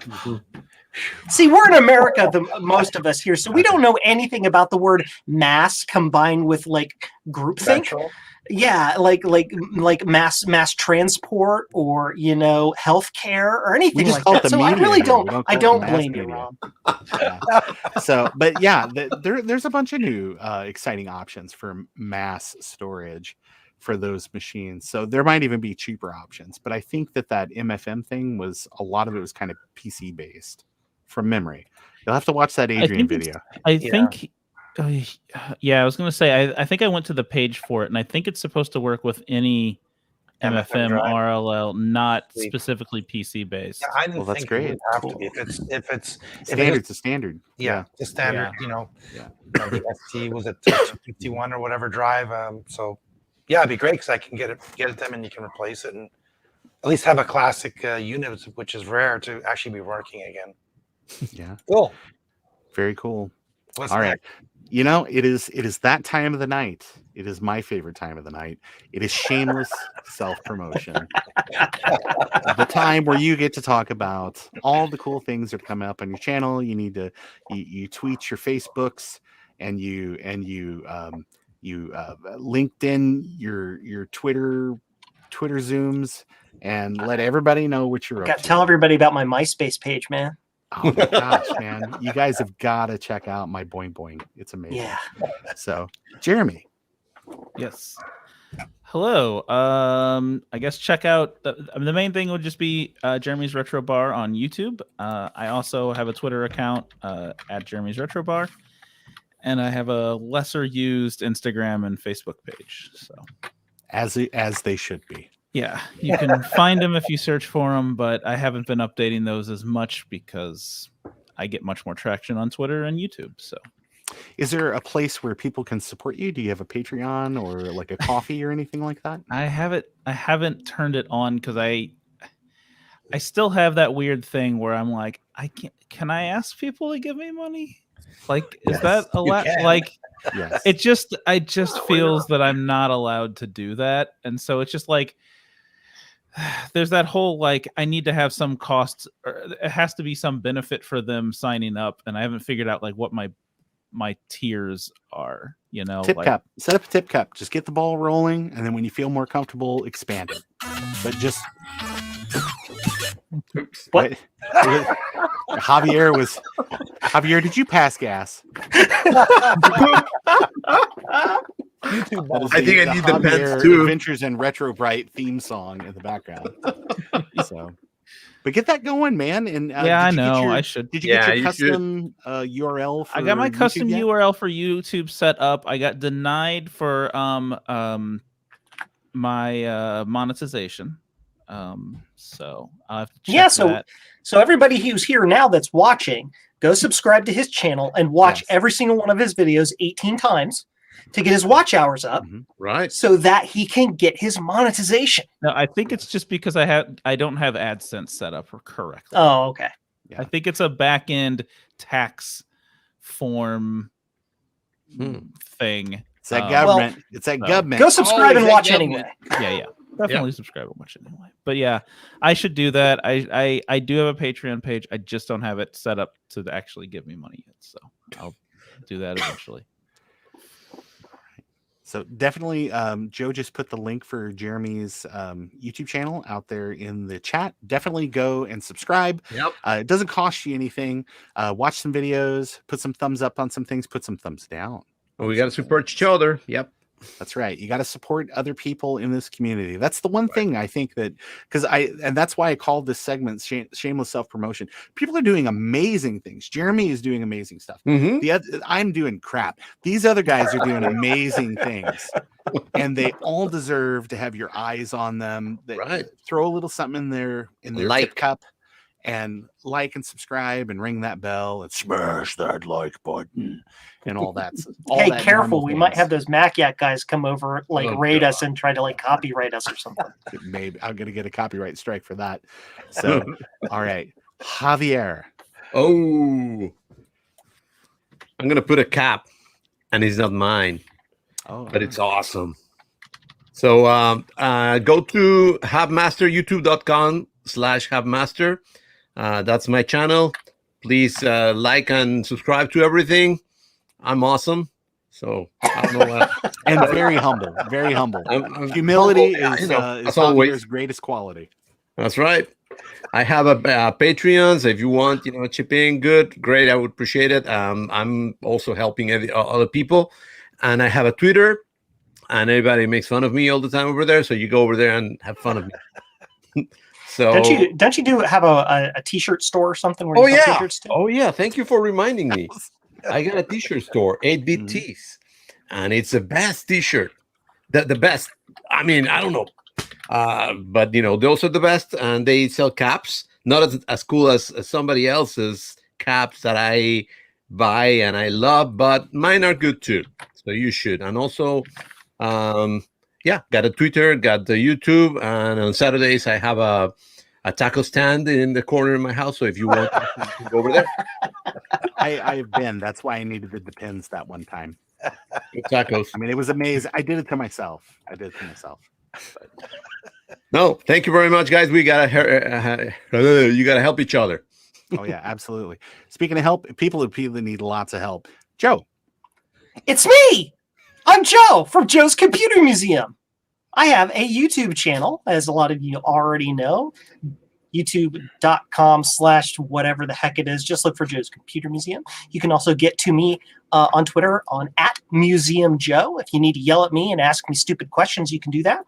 I also have a web store, jcm-1.com, where I sell really cool things like that hat that Javier is currently wearing. Or if you look over Javier's shoulder or my shoulder right now, one of these neat little things you can get. And those little purchases help support my endeavors back here to help me stick around to answer your questions and keep doing super awesome, cool things. As said before, what's next up on my channel? Well, my next video is most likely going to be a detailed, in-depth process of how to reverse engineer a board. And I also, there you go. Well, I didn't mean to click that, but Javier, when will you make a Picasso 2GS polo shirt? Next week. There you go. And I'm also doing a lot of other cool reverse engineering projects, many of which will eventually be available for you to purchase on jcm-1.com. that's it for me. Very cool. Rudy. Hi, I'm Rudy from Rudy's Retro Intel. Just search Rudy's Retro Intel. You'll find my channel. I just passed 1 year, and I'm at 143 subscribers. So thank you, subscribers, for jumping on board. I'm planning to put a giveaway for the 500th subscriber, and my 1,000th subscriber, which will be a big thing. It'll be a color classic computer. And we'll be doing hopefully some other giveaways between now and then. And I have a Discord channel. This week I will be getting a Twitter account set up and going. No Facebook, and that's about it for now. Yeah, absolutely. Everybody get out there and subscribe to Rudy's channel I so that appreciate he can go ahead and get over the threshold. Yeah, please. So he can go ahead and get his custom name. I know that you there was a time thing. You're waiting on the time thing right now On the custom URL for YouTube. For YouTube. Oh yes, I have to hit 500 subscribers. Okay. So I'm, my problem is that I don't put enough content. It comes up basically monthly. I'm trying to get it this year every 2 weeks as opposed to once a month. It's just very difficult with work and home, and I'm writing exams and so on. So it's really tough right now, but I'm hoping that by at least February, March, I'll be getting in one every 2 weeks. Mm-hmm. Interesting stuff. Yeah. Again, Dr. Ron prescribes shorts, 10-second shorts, just something to get you in the cycle. So, but yeah, Rudy makes great content, and he's a fun guy, and we joke around a lot, but he's one of my favorite people. So please subscribe to Rudy's channel. You just like my haircut, I know. I know, it's what it is. You got this whole Daddy Warbucks thing going on, and it's aerodynamic, yes. Environmentally friendly, and let's spend less money on shampoo. It is. Everybody's talking about putting in solar panels, and you got it. I got it built in. Yep. So, hi everyone. Oh, I'm sorry. Hey, Ron. Hey everybody. It's Colin. How's it going? No, it's me. It's Ron from Ron's Computer Videos. Yeah. Everybody. If Joe, I pasted the link into the private chat. If you would put that one in for me, I would appreciate it. But basically, a little bit of everything that's going on. Probably my next big thing. I'm going to get that video out the door about the solid state solutions for PowerBook. I'm also going to go ahead. I'm going to do a short about my remote battery project that I keep talking about, but never doing a damn thing on. So that's going to be a short. Going to get that done. I'm also going to do a short on replacement gears for the 800K and 1.44 megabyte Macintosh floppy drives. Maybe some other fun things. Try to get those out here in the next week or so. But if you're interested in learning more about me, you can check out that. That's better. That Linktree address right there, that kind of points to everything that I've got going on. You can find me on YouTube at Ron's Comp Vids. If you just search for that, you'll find me. I'm also over on Twitter, and I think it's the same thing. I think it's Ron's Comp Vids. And you can always take a look at my IMDb, see what projects I'm working on. I've got a couple of things in the hopper for 2022 already. I also have my Patreon set up over there for as little as $1 a month.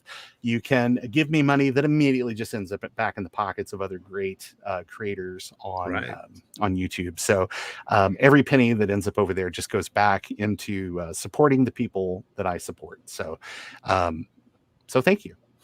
Thank you for everybody that's a supporter for me over there.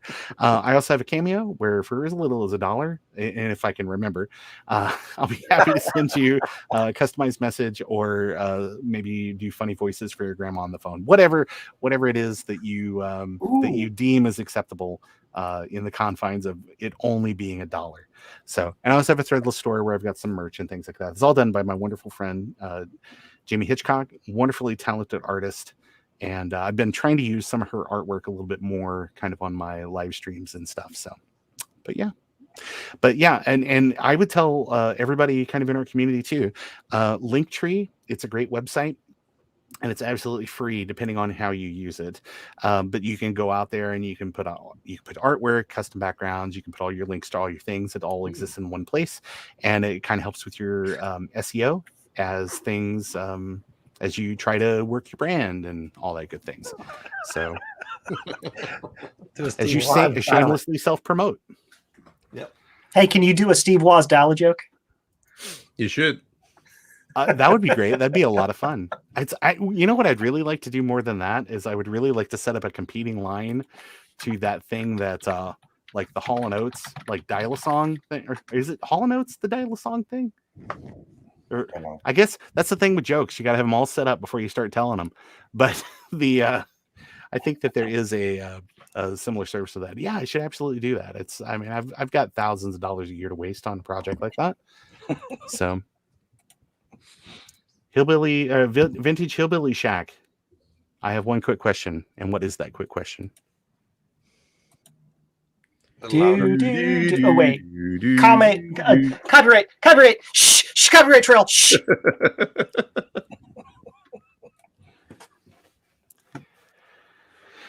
Dead air.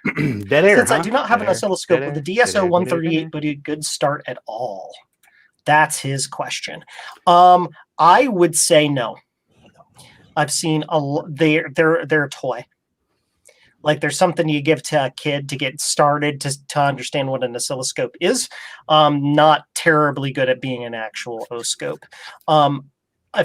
Honestly, I would say look on eBay or whatever place like that you like to use for an old actual like CRT oscilloscope. If you're looking to get started but don't want to spend a lot of money, you can usually find one for about $75. If you want a good scope that does an okay job, that on the grand scheme of things is really inexpensive, you can't go bad with the Rigol, which is, I have to look at the model number, the DS1054Z, 4-channel scope, 2 gig sample per second. They do a pretty good job. And they're cheaper than just about any other solution. Their user interface is a little slow and buggy, but they do a pretty good job for the money. They're like $350-ish or something like that. Last time I checked, they're insanely inexpensive. So yeah, you can also get a Hentech. I have a Hentech DSO 5102P. I find it's great. It's not top oscilloscope for what I'm doing. It's more than great. And the cool thing is it's got a video connection on the back. You can actually plug it into a USB port on your computer. You can take videos, pictures, whatever. Yeah, you don't have to spend a ton of money to get a really good scope. Again, it depends what you're working on. If you're working on satellites, maybe you have to. But if you're working on vintage computer stuff, as long as it covers the the hertz range that you're playing with, you'll be fine. Most vintage computers, you're unlikely to get anything up above like 15 megahertz or so. Yeah. So. All right, guys. Thank you so much. Thank you to our special guest, Jeremy from Jeremy's Retro Bar. Thank you to Joe from Joe's Computer Museum, Javier, Adventure in Retro Bright, and Retro Computing Now, and Rudy from Rudy's Retro Intel. Again, I'm Ron from Ron's Computer Videos. Thank you, everybody, for joining in on the chat tonight. And thank you, and we'll be back here in 2 weeks. Y'all come back now, you hear? Yeah, come on back. Lasso that like button.